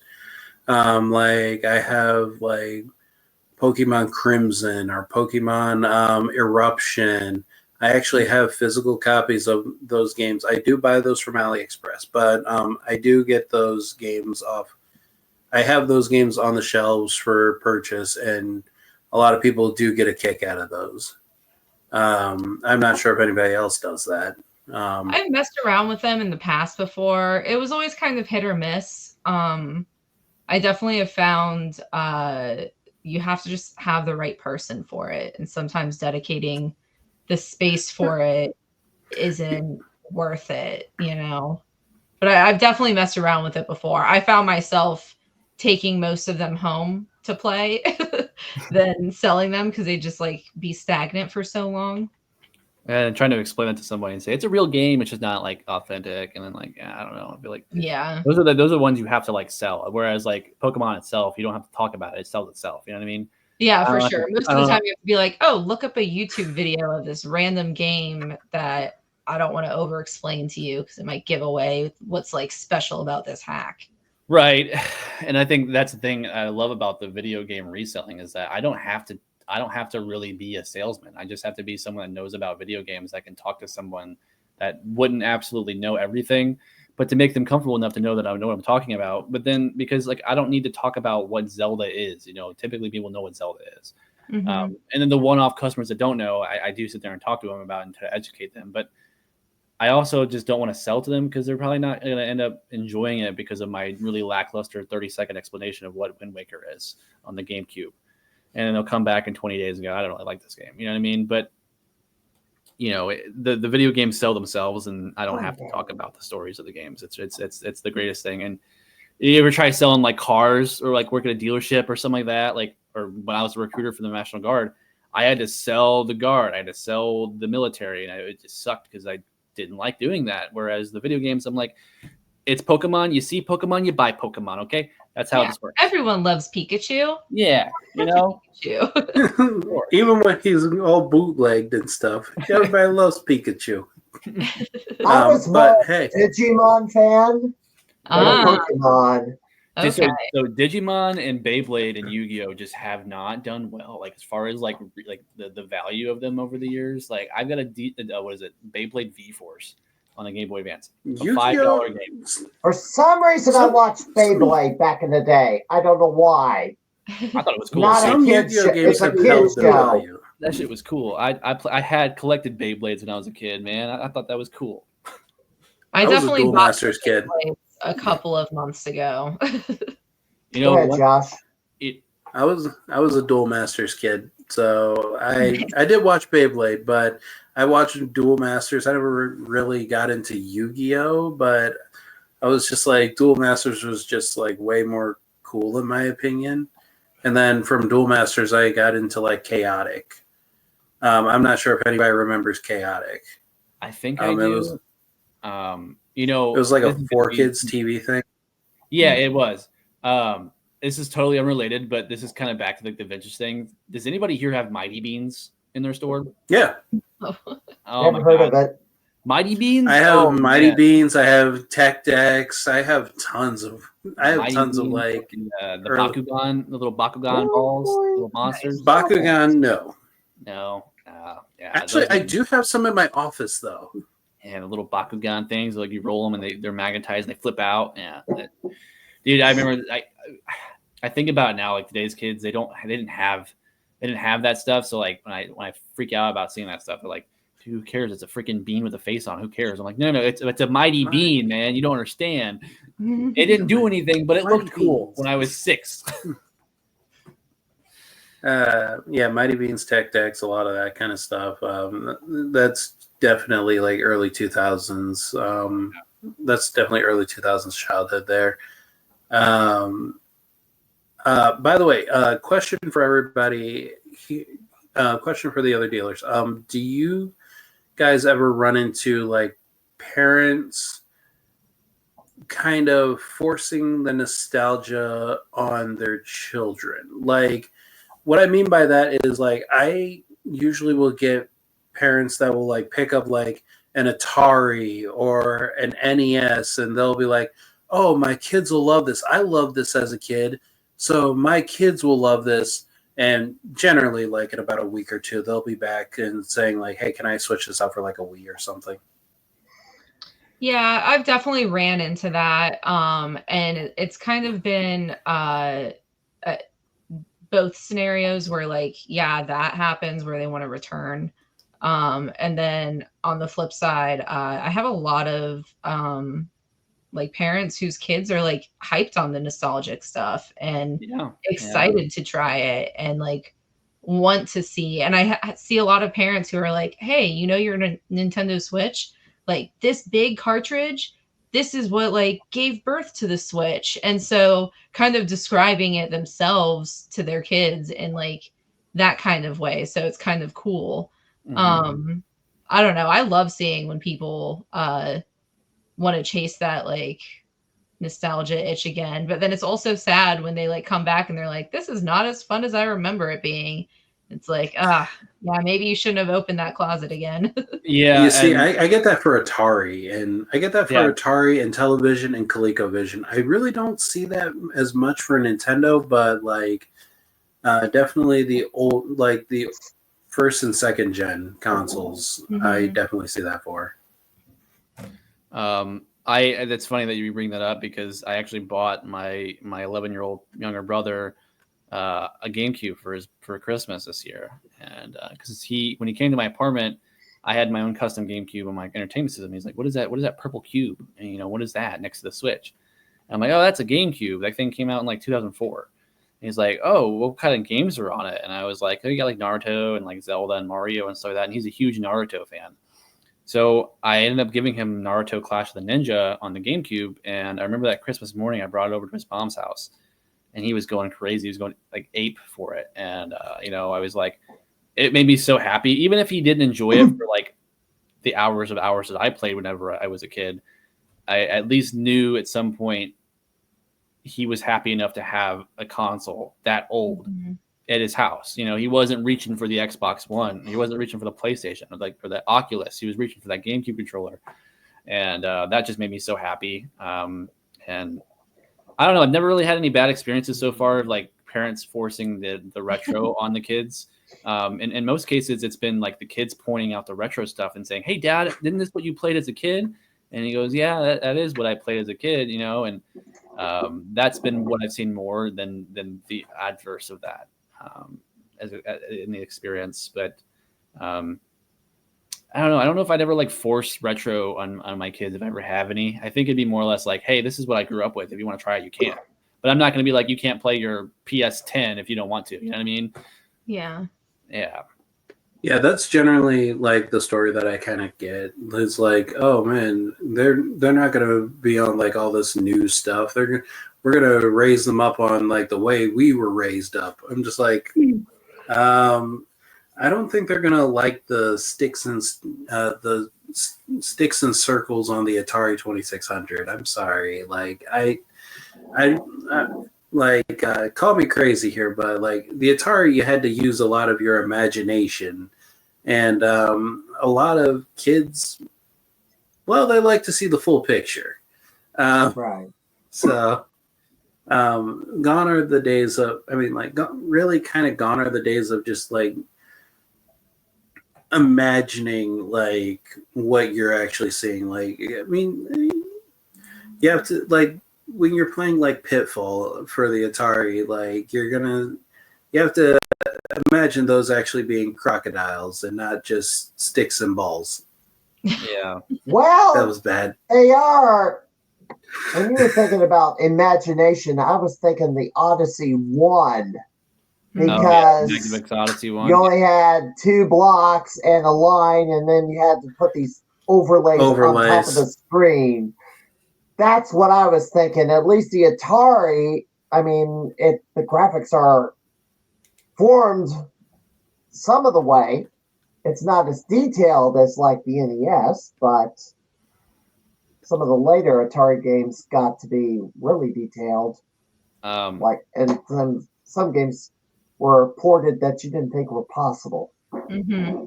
I will say one of the biggest driving factors for my younger brother liking the GameCube was he doesn't have really good internet in his house. So, when Xbox or PlayStation comes out with a big update, it takes him hours to even play his system because of the update. Or like Call of Duty or Fortnite having a huge update. And he can just pop in a game, plug in the controller, and then the game boots up immediately. He doesn't have to wait. It's right there, and that was a huge thing that he's never been used to that, and because he was like, I remember whenever I put in Clash of Ninja, he said, "Do I have to update it?" And I'm like, no, this thing doesn't even have it. It has internet capability, but there's only one game that ever used it. But like, that's the thing that they don't realize is that those games, they would just instantly boot up. It was instant. There was no wait time outside of like the PS1. We all know how long those load times are, but you know what I mean though? Like, it's a totally different experience. And I think that's one thing he really enjoyed. And, him being 11 years old and seeing a GameCube and playing a GameCube was just like so cool to me. I felt like I was like 10 again watching him play that game. I was like, dude, he's getting so immersed into it. Like I was when I was 9 or 10 years old playing Zelda for the first time. It was so neat. So neat to see that. So hopefully that trend keeps going. Hopefully the kids these days, the younger ones, they start realizing the retro stuff is definitely got some value to it outside of the monetary value. The stories are great. The games that you played, like play Chrono Trigger on the Super Nintendo, fantastic RPG. So good. So good. Best. And then like play Link to the Past on the SNES. That's a fantastic game that's been re-released several times, but there's a reason why it's been re-released because it's a fantastic game. Same with Ocarina of Time. The graphics are not as good as like Xbox, but in 1998 that was amazing. That was 64-bit was breathtaking. And the issue we have today in modern gaming is that there's not a big difference between PS4 Pro to PS5 or Xbox One to Xbox One X. There's not a big difference, dude. Whereas from Super Nintendo to N64, there was a massive jump. Or N64 to GameCube, massive jump. Now GameCube to Wii, that's when it started tapering off, you know? We don't have those generational gaps in technology with the systems we have nowadays. You know, you're not going to see anything jump crazy. You know, people rattle about like the 4K and the all these other crap, all this other stuff, and I'm like, man, I don't really notice a difference. Anyways, I play on 1080p. I don't notice a difference between either of the two personally. The only difference I know is 640p to 480p to 640p, or 480p to 1080p. You can definitely notice a difference there, but the latter of the two don't matter. 1440p to 4K, I don't. Now it's 8K, and now soon it'll probably be 16K at some point. Yeah, and all that's just marketing scheme. Let's be real here. That's all it is. It's like reading Black Angus steak on like a box of meat. Where did the freaking meat come from? Oh, a cow or a beef, or whatever. It's the same thing. And Black Angus is just a marketing term. That's all it is. Same as like 4K, 10K, whatever. All right. Any big acquisition story you have? Like, what's your most memorable acquisition in gaming? Whether it was for the store, or it was something you acquired in some of your sales. Now, Caleb, you probably have not had as much time to formulate one, but I mean, I could talk about one that I'm about to get next week, and this is a big one.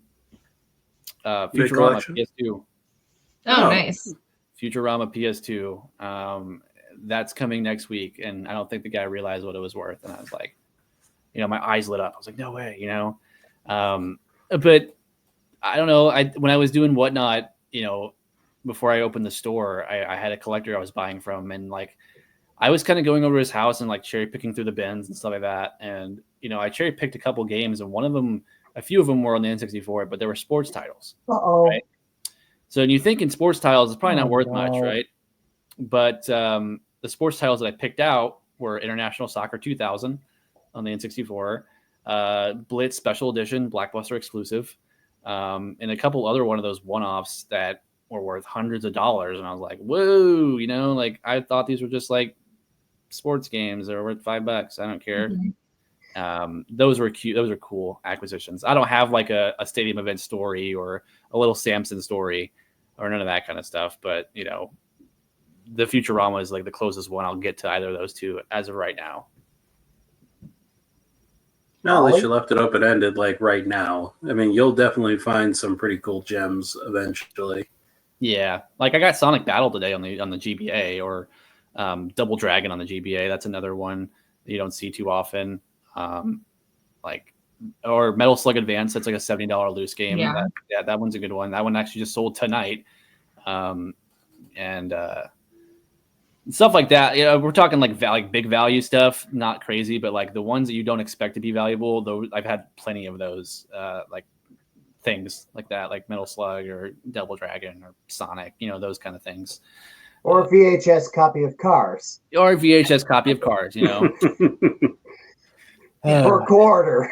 Yeah, for a freaking quarter. That's insane, man. Oh, I guess I did have one. I had a nice little win. It was the flea market. Hate to say it, but this guy was definitely a crackhead. I hate to say it, but he definitely was on some kind of drug. But he sold me a Smash Bros on the N64 for $5. Nice. So I was like, "Hey, man, you keep doing your drugs, and keep on selling those $5 games. I'm cool with it." Man. I wish I could get those type of deals now, but right, hard to do that now. Few and far between, for sure. Yeah, I've definitely had some good stuff over my history of doing this. Probably like some of the heavy hitters would be like the complete unboxed Earthbounds, any of the heavy RPGs for Super Nintendo, like Chrono Trigger, Final Fantasy 3, things like that. Things that I've like acquired for my own personal collection that I have definitely like really been stoked about have been my Panasonic Q, which is that Japanese exclusive GameCube that plays DVDs and stuff. That was super cool.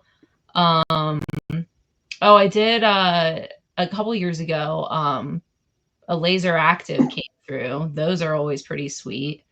That play like laser discs, and then also it played Sega CD games and Genesis. So that's always weird. And then another thing I had for my collection was the blue Hello Kitty Dreamcast with the matching keyboard.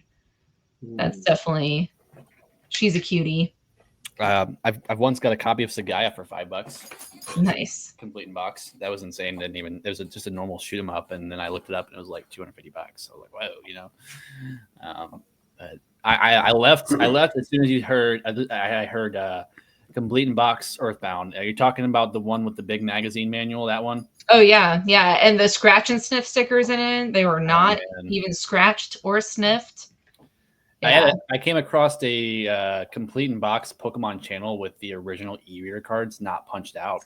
Nice. That was neat. That was neat to see that. But nothing to that fancy extent that you're talking about. I would love, I wish I would have gotten this business years ago, because I could have probably found an Earthbound like you just talked about. But then years ago too, like, I mean, that sold for a fraction of what its value is now. Yeah. Hindsight's 2020. It's like, why didn't I, instead of being a kid at 12 years old, why didn't I put $100 towards Bitcoin, Yeah. I wouldn't even be in this business. I'd be like, I don't even need to sell anything. I'm a multimillionaire at this point, Yeah. So I guess my biggest acquisitions are actually entire shops, actually. That's fair. Oh. Yeah. So right now, technically, I have about 7 different spots under my belt. Mm-hmm. So yeah, a lot of them came with quite a decent selection of their games.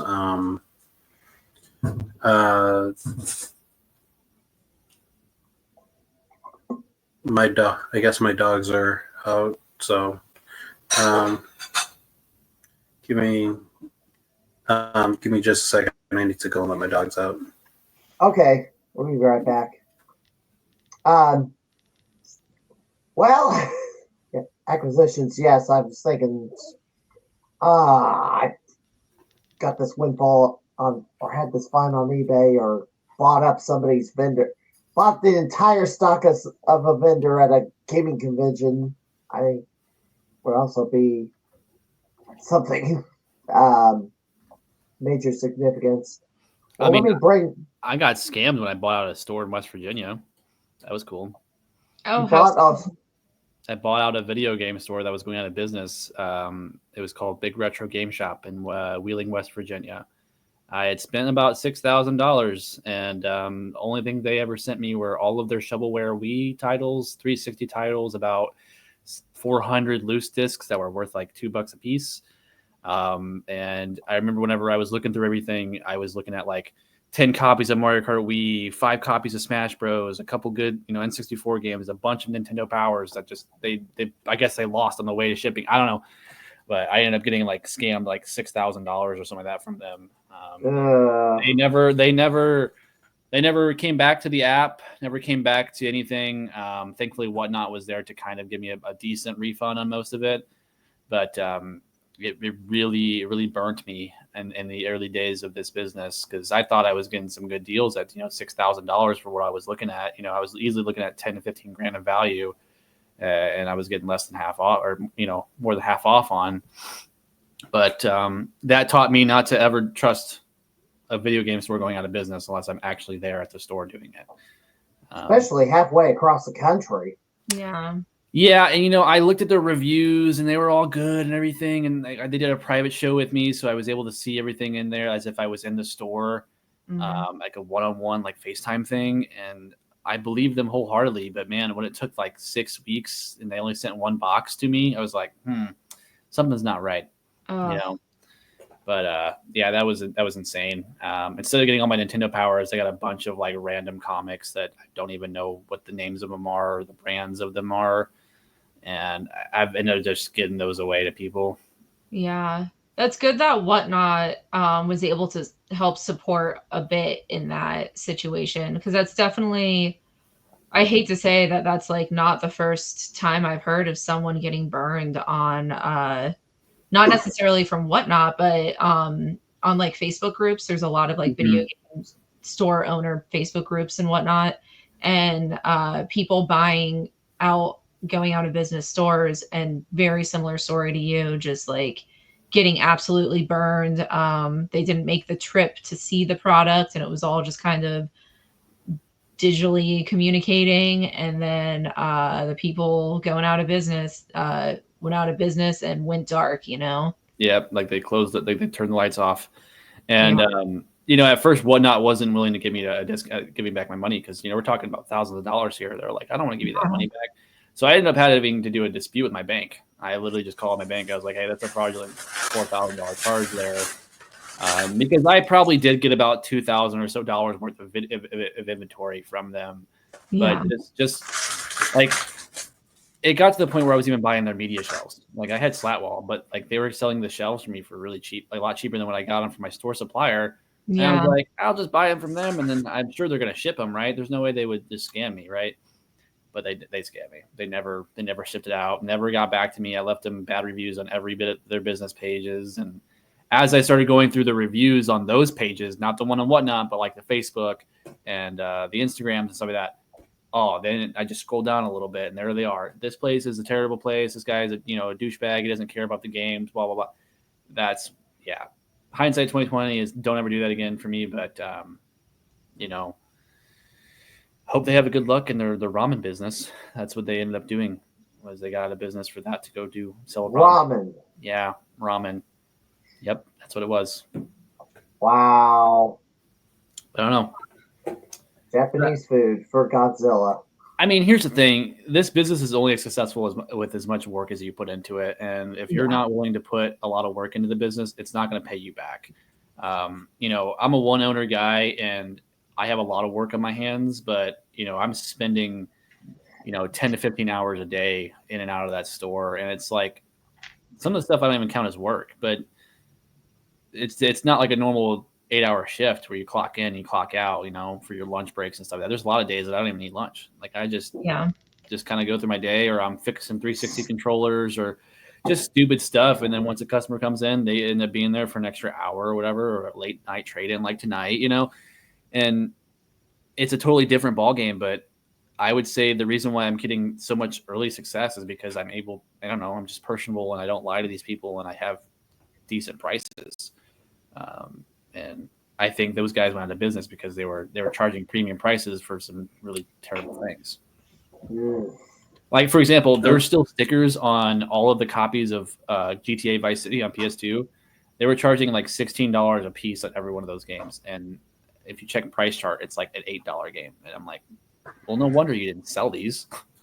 Well, the thing about GTA Vice City was it was actually fluctuating randomly for a bit.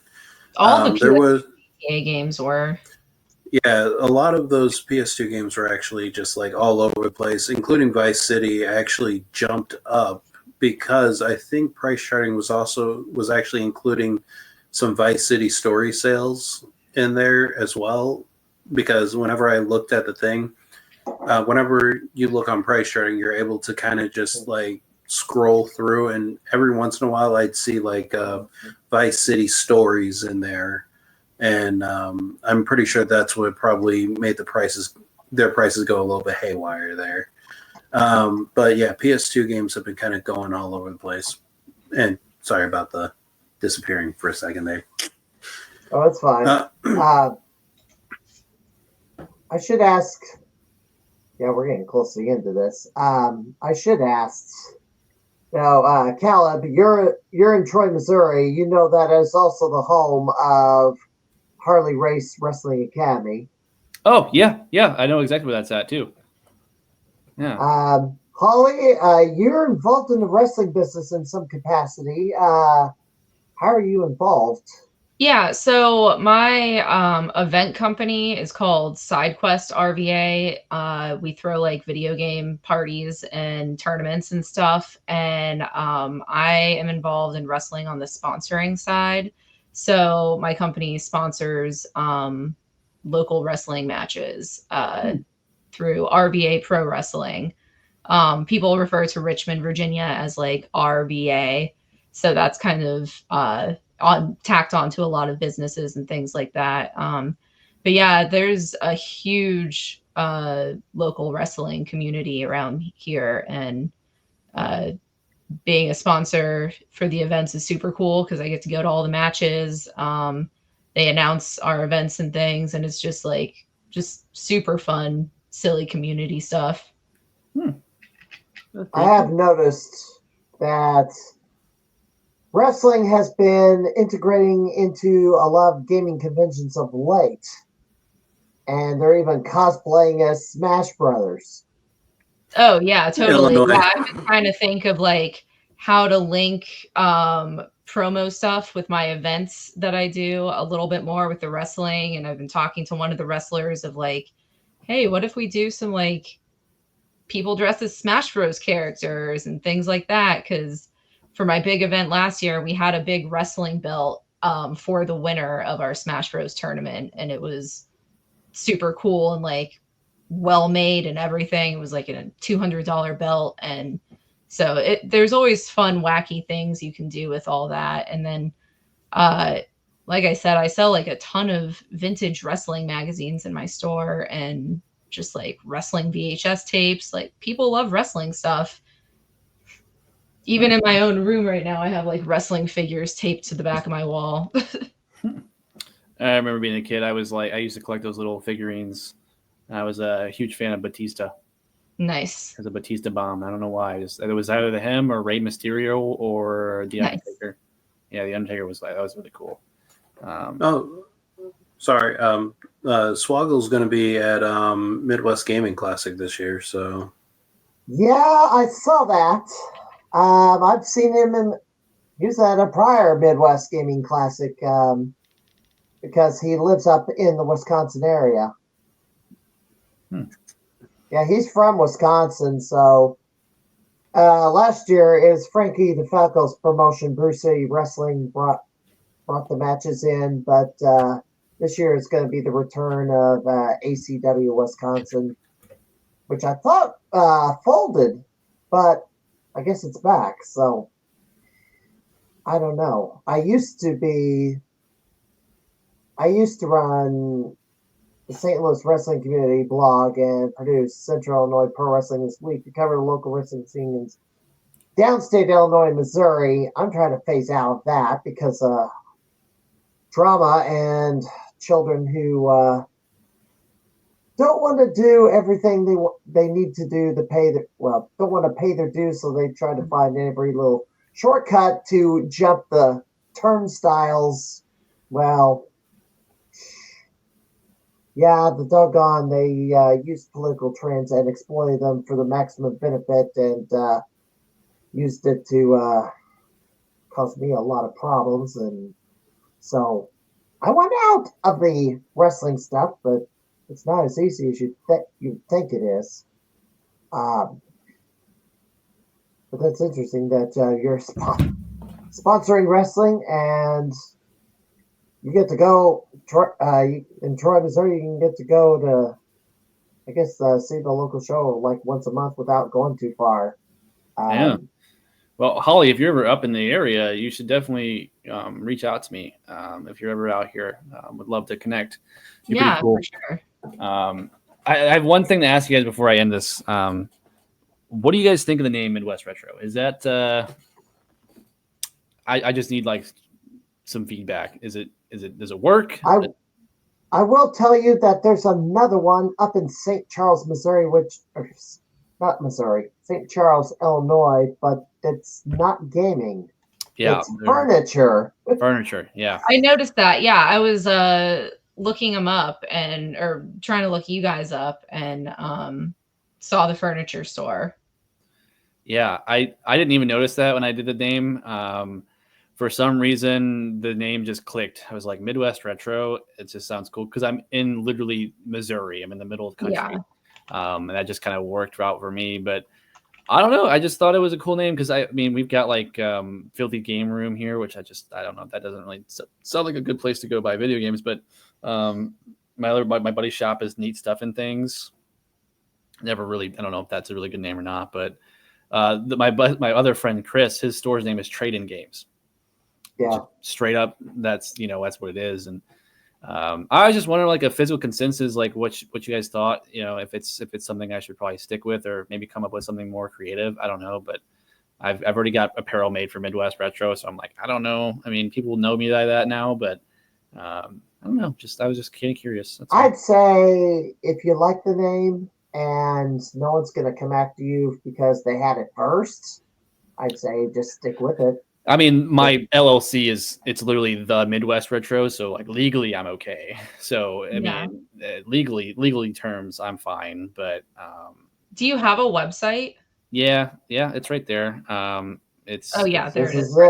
It. I haven't paid for a domain yet because I don't really want to buy a domain yet unless I start getting enough traffic to the website, then it makes it worth it for me. But I was gonna say, like, if you do go the domain route, and like a domain should only be like $20, like, not that much, but you could always do Midwest Retro Gaming for your website, and then keep everything else still how you have it. That's a really good idea. I didn't even think about that. Metro, yeah, that'd be a pretty good idea to incorporate too into some like my apparel and stuff like that. I mean, the t-shirt design, the hoodie design is like, it just says Midwest Retro on the top left, and then it says keeping retro gaming alive in the back of it with the logo in the bottom, which I figured like my logo was enough to not say it was gaming related. You know what I mean? Like, I wanted the logo to speak for itself, because like the Super Nintendo controller, you can clearly see that's a Super Nintendo controller there. Because I was a graphic designer before I was ever into like in college.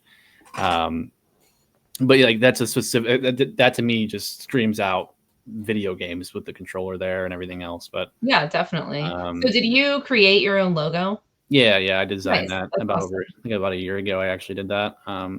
Didn't take very long, but I did it, and the website is still kind of a work in progress. For some reason, I can't figure out why my global descriptions on games aren't loading. So some of the things have descriptions on them and some of them don't. And then some games have like, they're showing loose when they're actually complete in box, and vice versa. I think it's a desync issue with Fulcrum right now. So, but like, cause if you go to the catalog page, that's when you can actually look at everything that I currently have in store. And nice. You can see all the different categories and stuff like that. However, the Wii U games don't populate in the Wii section. I don't know why, even though it's tagged for it. And I only have 2 Wii U games anyway, so it's not like a huge thing. Let me go over here. Said the Genesis games were not selling. Yeah, I also don't have. Got here. I don't only have. Velos, this one's rare. I sold that one like 2 weeks ago. But I also just don't buy a bunch of Genesis myself personally. Like, there's not a huge selection of them in the store in the first place. If that Mortal Kombat 3 is still up there, it did sell out. I don't know if it is sold out or not. I think it was gone. Hold on. Yeah. Go back. There we go. Yeah, that was the original Mortal Kombat, actually. Oh, I just put that in tonight. That one just came in. The yes. But let's compare that with the Super Nintendo here. It's down there. There you go. And Spawn should be sold out, but that's right. The guy didn't buy it tonight. Never mind. He was going to pick up my copy of Spawn, but then I just sold that classic edition Super Nintendo tonight.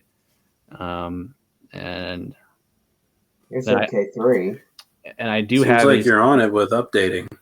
Yeah. So the nice thing about it is that as soon as I sell something in store, it syncs to the website, to Shopify. So as soon as something gets sold in store, it tells itself the quantity of what sold, and then it tells the website that, which is what I really like about Fulcrum. I got Mega Man X too, and then Elite Soccer. Didn't think that was an expensive game, but I mean, $30 for a sports title it's pretty, it's up there.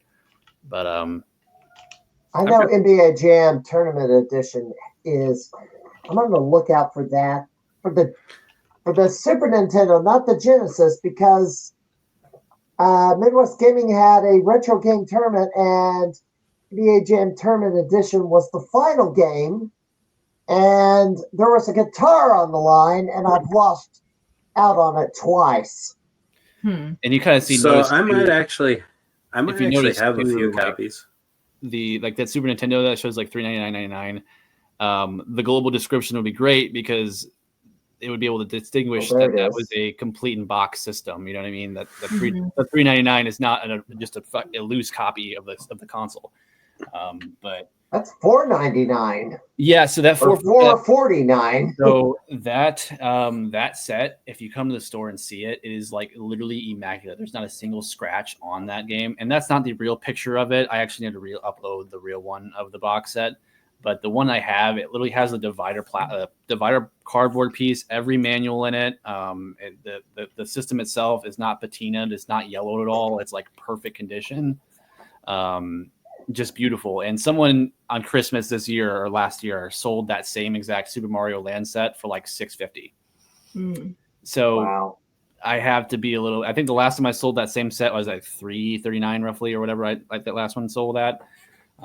So got to be a little bit more competitive on that, but everyone just loves looking at it. It was the same situation with my Virtual Boy in the store. Ended up selling it online, but everyone loved seeing it in person. They're like, is that a Virtual Boy? I'm like, you mean the worst console ever made? Yeah, it's right there. But it has such the coolest box. It's so yeah, it does. It looks like a party.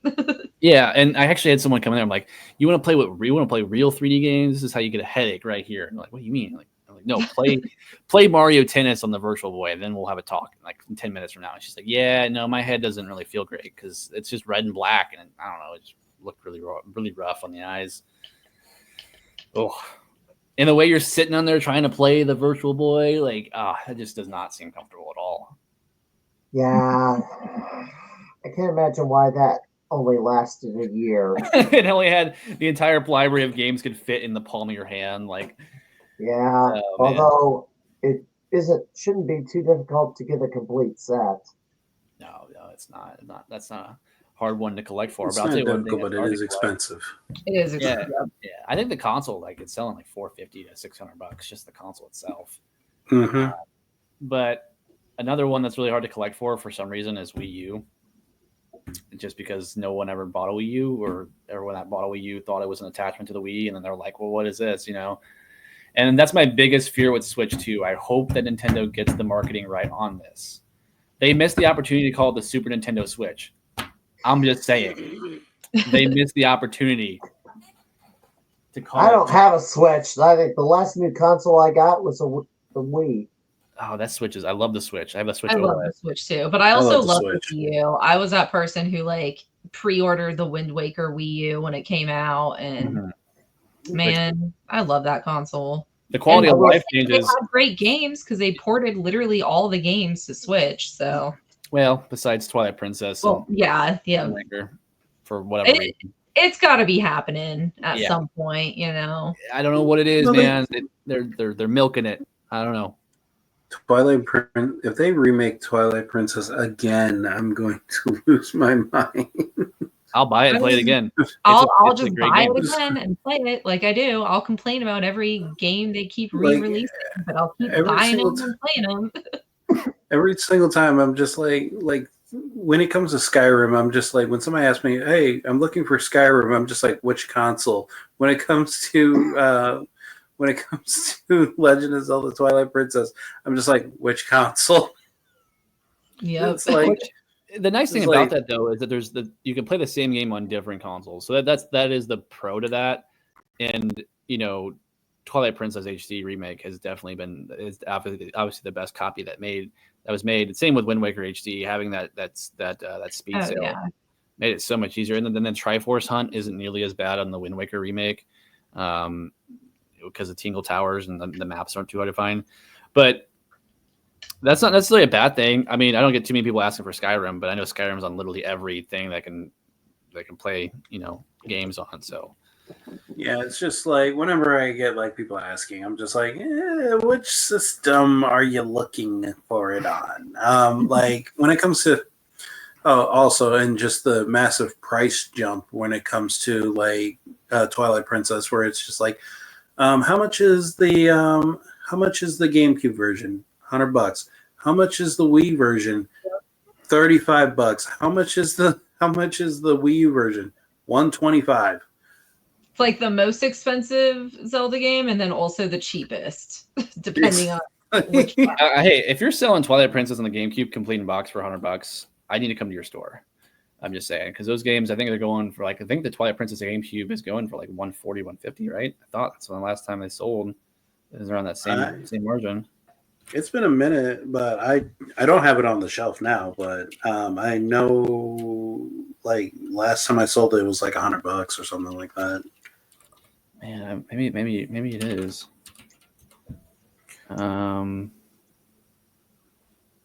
But all I know is that I have a ton of. Oh yeah, no. The CIB price last sold is $150. Oh, it must have been a while ago. But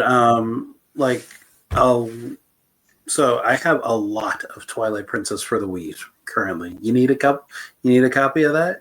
Yeah, I would like to get some, like, if you're gonna come up next week or whatever, I do need like some Mario parties on the Wii. I need New Super Mario Bros, Smash Bros, the Zeldas, like that kind of stuff is what I do need, because right now my Wii section is really like just shovelware on the back end, and then I got like a bunch of copies of Wii Sports Resort and Wii Sports, but I don't have very many copies of like Galaxy 1 or 2 or Mario Kart Wii. The ones that people actually want to play on the Wii. Oh, you said you fix controllers, right? Yeah, I can. It just depends on what they are. And so I didn't know if you're like looking to pick up more controllers that you can work on. Like I definitely have. I have probably like I have two huge like bins full of Xbox 360 controllers, and then I have a couple bins full of PS4 controllers, a couple bins full of Xbox One controllers. I didn't know if you were interested in any of those. Unfortunately, you named every single system that I don't need controllers for. But if you said like SNES or N64 or GameCube, I'd been like, yeah, sure, I'll buy them.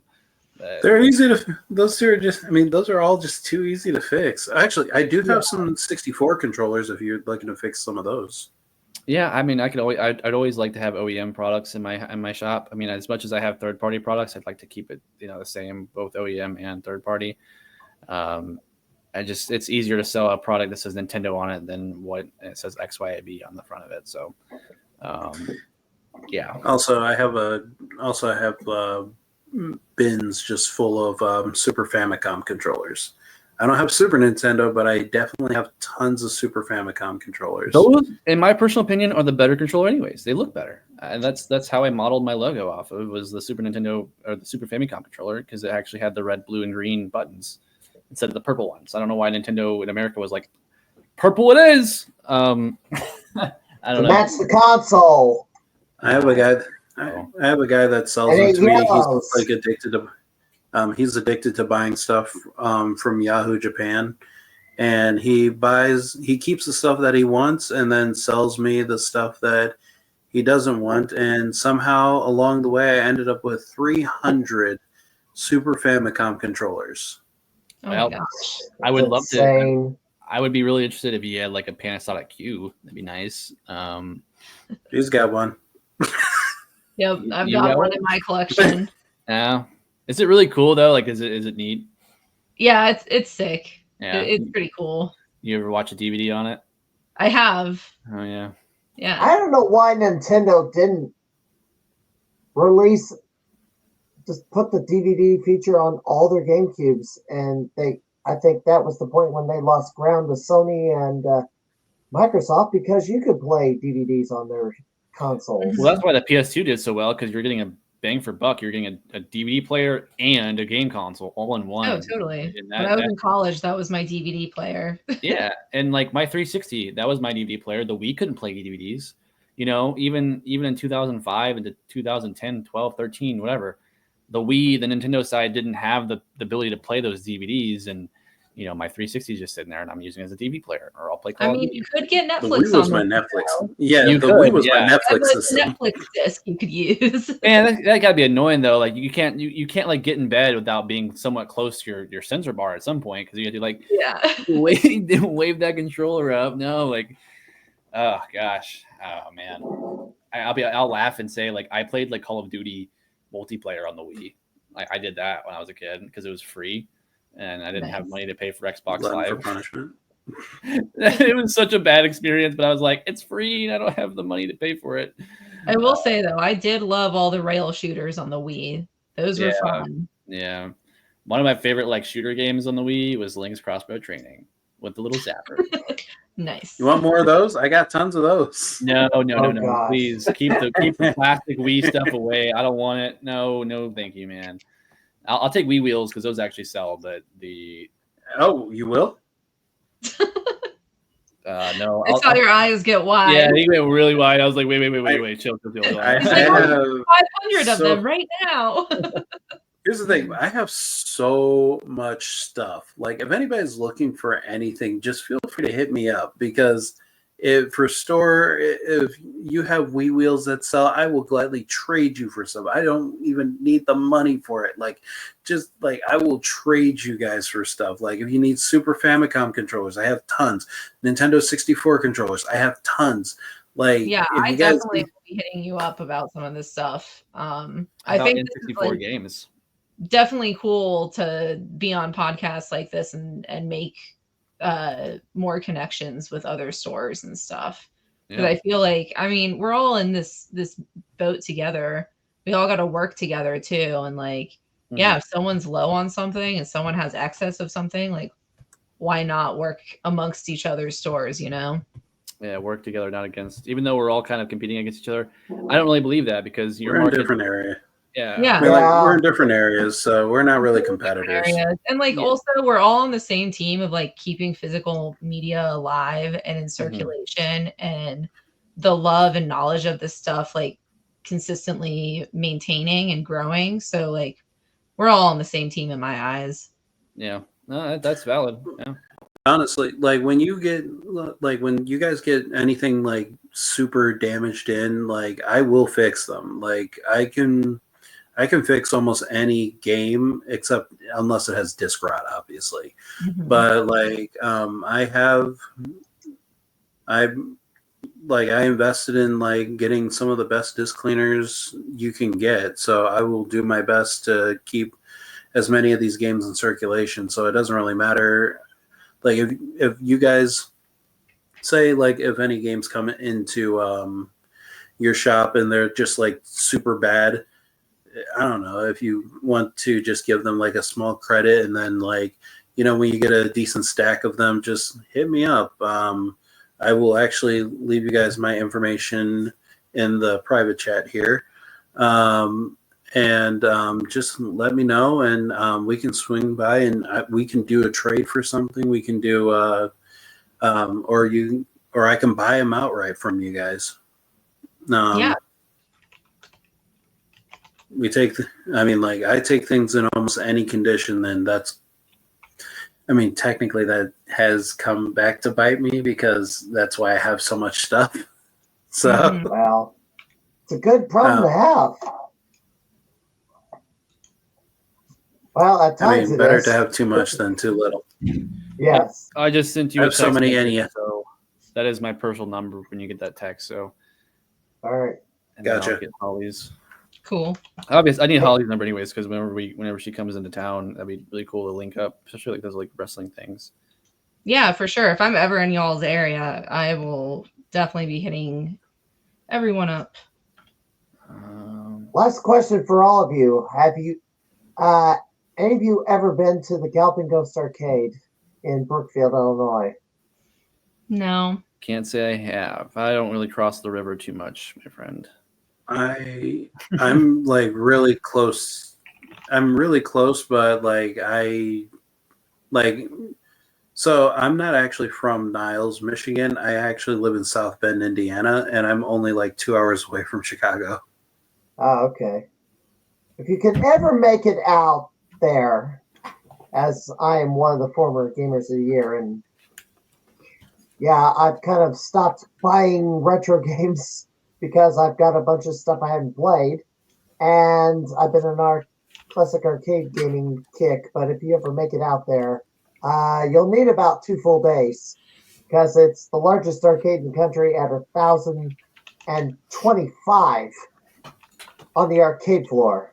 So, if you can ever make it out there. I'll tell you one thing though, when you had that pinball thing going, I've only ever got to play like real life pinball a handful of times, and every time I played it, I was like, I loved it so much. I want to get like some pinball stuff in my store, but I wish I had the space. That's the issue. I'm looking for, and goes for, I don't know if Jay will have it, but maybe Holly does. I want a kiosk of some sort in the store, like a GameCube kiosk or one of the tabletop Super Nintendo ones, just something like that. Funny you should mention that. You should mention that. You know that the GameStops are closing. You might be able to snag one from there. I'm generally they like Brandy did. And I just want the retro stuff, like the GameCube one or like something like that, like the N64. Honestly, if I could ever come across the McDonald's N64 ones, it'd be cool. But are you part of the kiosk selling Facebook group at all? I don't think I am. I do. Okay. I'll have to add you guys on Facebook, and then I can add you to a bunch of different Facebook groups that people are selling all that kind of stuff. Yeah, because there's one game store that's down in Park Hills, Missouri. It's called A to Z Games. That has a GameCube kiosk, but they want like $4,000 for it. But it doesn't even come with a CRT. It doesn't come with the system. And I'm like, dude, like that's a lot of money for some plastic, plastic and metal that I could probably build myself if I had the materials for it. Cool. That's typically what they do is they take the system and the TV off of it, and it's just the kiosk. Yeah, you can put that stuff back in pretty easily. Yeah. So I think the oldest kiosk that I have in stock right now is we have the Wii. We have the Starlight. We have a Starlight Wii kiosk. It was basically a hospital kiosk. Hey, does anyone want a golden 64? There's it's posted here in with the Hori pad, nice. In St. Charles, Missouri for $1,000. Oh, jeez! Wow.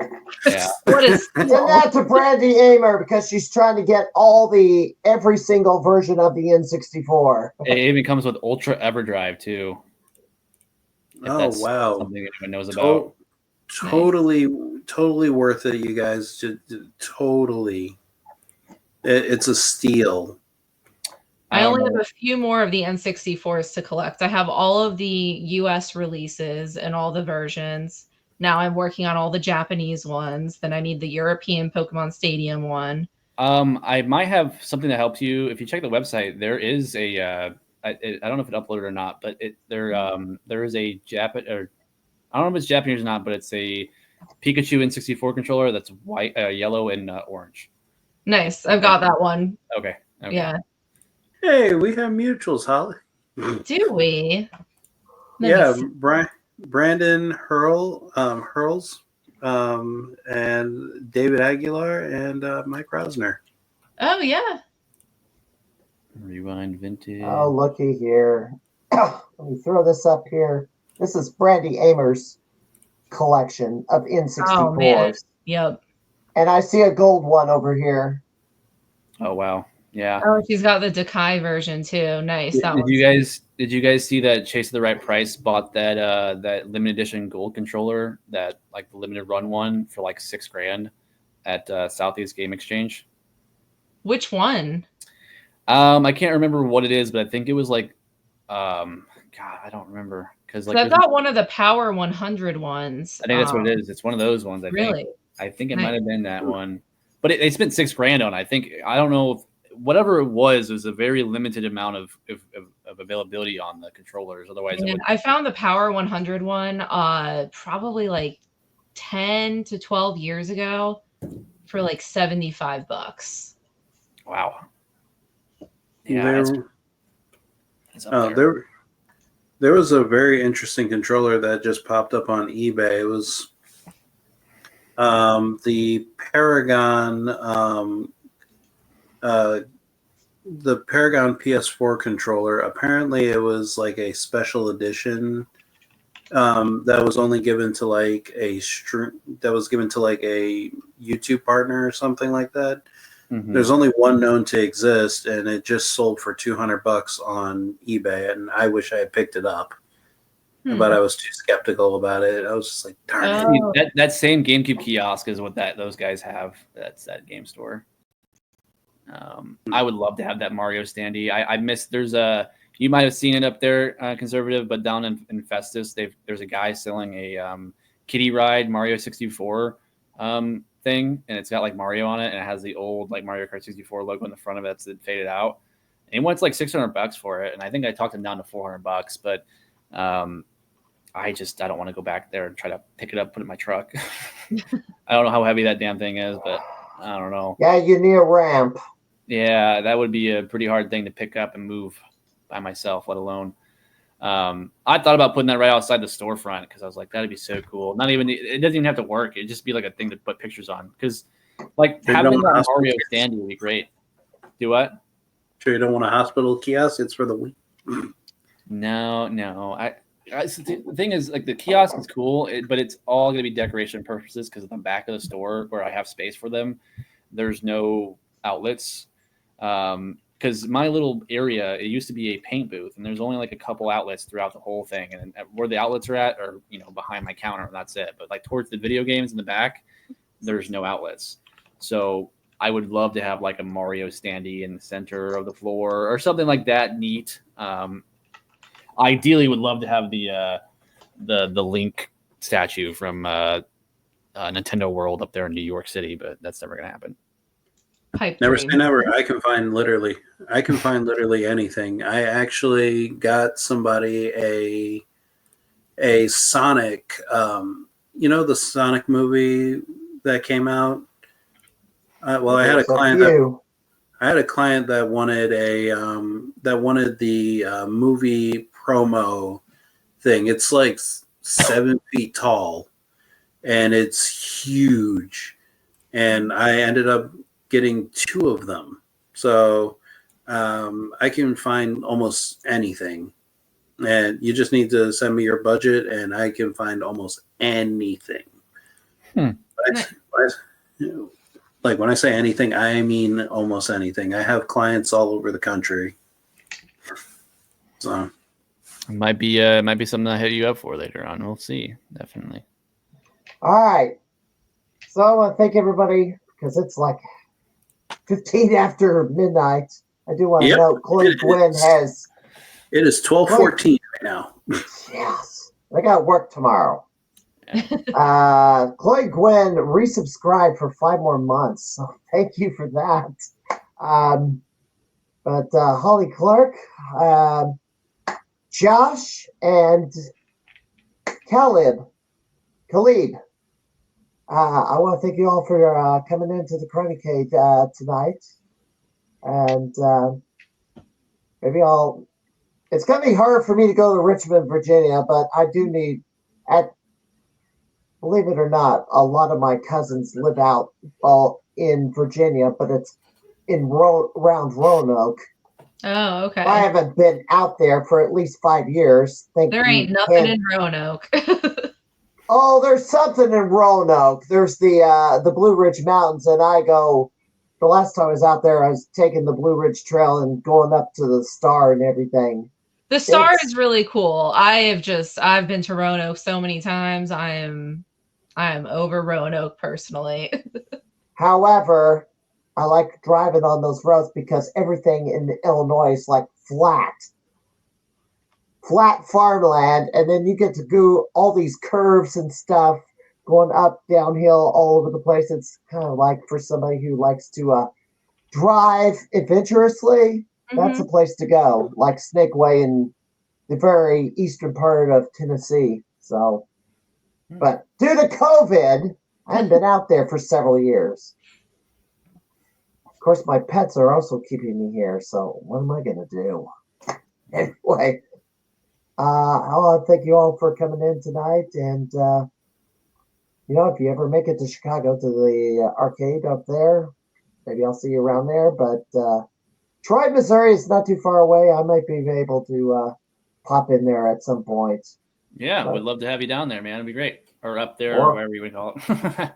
Or I may see you at a gaming convention. Who knows? Yeah, if you're going to Missouri Game Con, I will probably be a vendor at Missouri Game Con in July. So Nice. I'll say, yeah, that is the only game con I get to vend at because I kind of started it in year one, and I've been there most every year, signing my trading cards.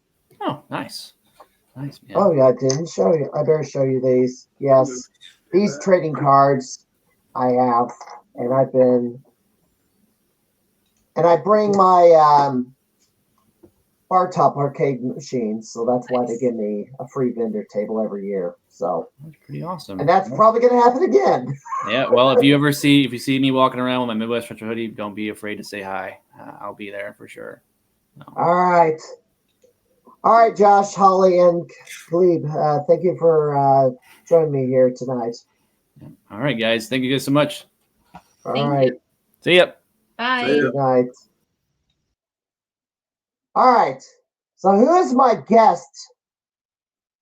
And I'm going to show off my guest for next week. And I got to pull the doggone graphic up. Oh, here we go. I actually mentioned this last night, but my guest for next week here on the Crimeycade podcast will be John Liming. He's one of the top contenders at Galloping Ghost Arcade, and he was 1 point away from toppling Zurst for the T20 championship, and that 1 point also proved to be the difference between, or proved the decider as to who the Gamer of the Year was for the year 2023. Now he finished fourth last year, but he finished second in 2023. So we'll have him on next week. We'll talk about the T20 championship. He's also a master Galaga player, and for a time, he had the marathon world record on Galaga for a few weeks, and then it got beat. Score got beat on the Twin Galaxies, but we'll talk with John Liming. He's closer to the Galloping Ghost Arcade. I think he's now resides in the St. Louis area. He was living in Texas for a time, but he's moved back closer. So we'll have John Liming here on the Crimeycade next week.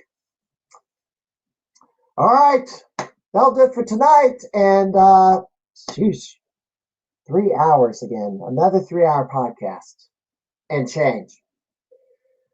I know. We're all long-winded, and the more the merrier, and more guests, the more chatter we engage in. But until next time, I'm the Megan Surgeon Cry Fighter, and have a good night, everybody.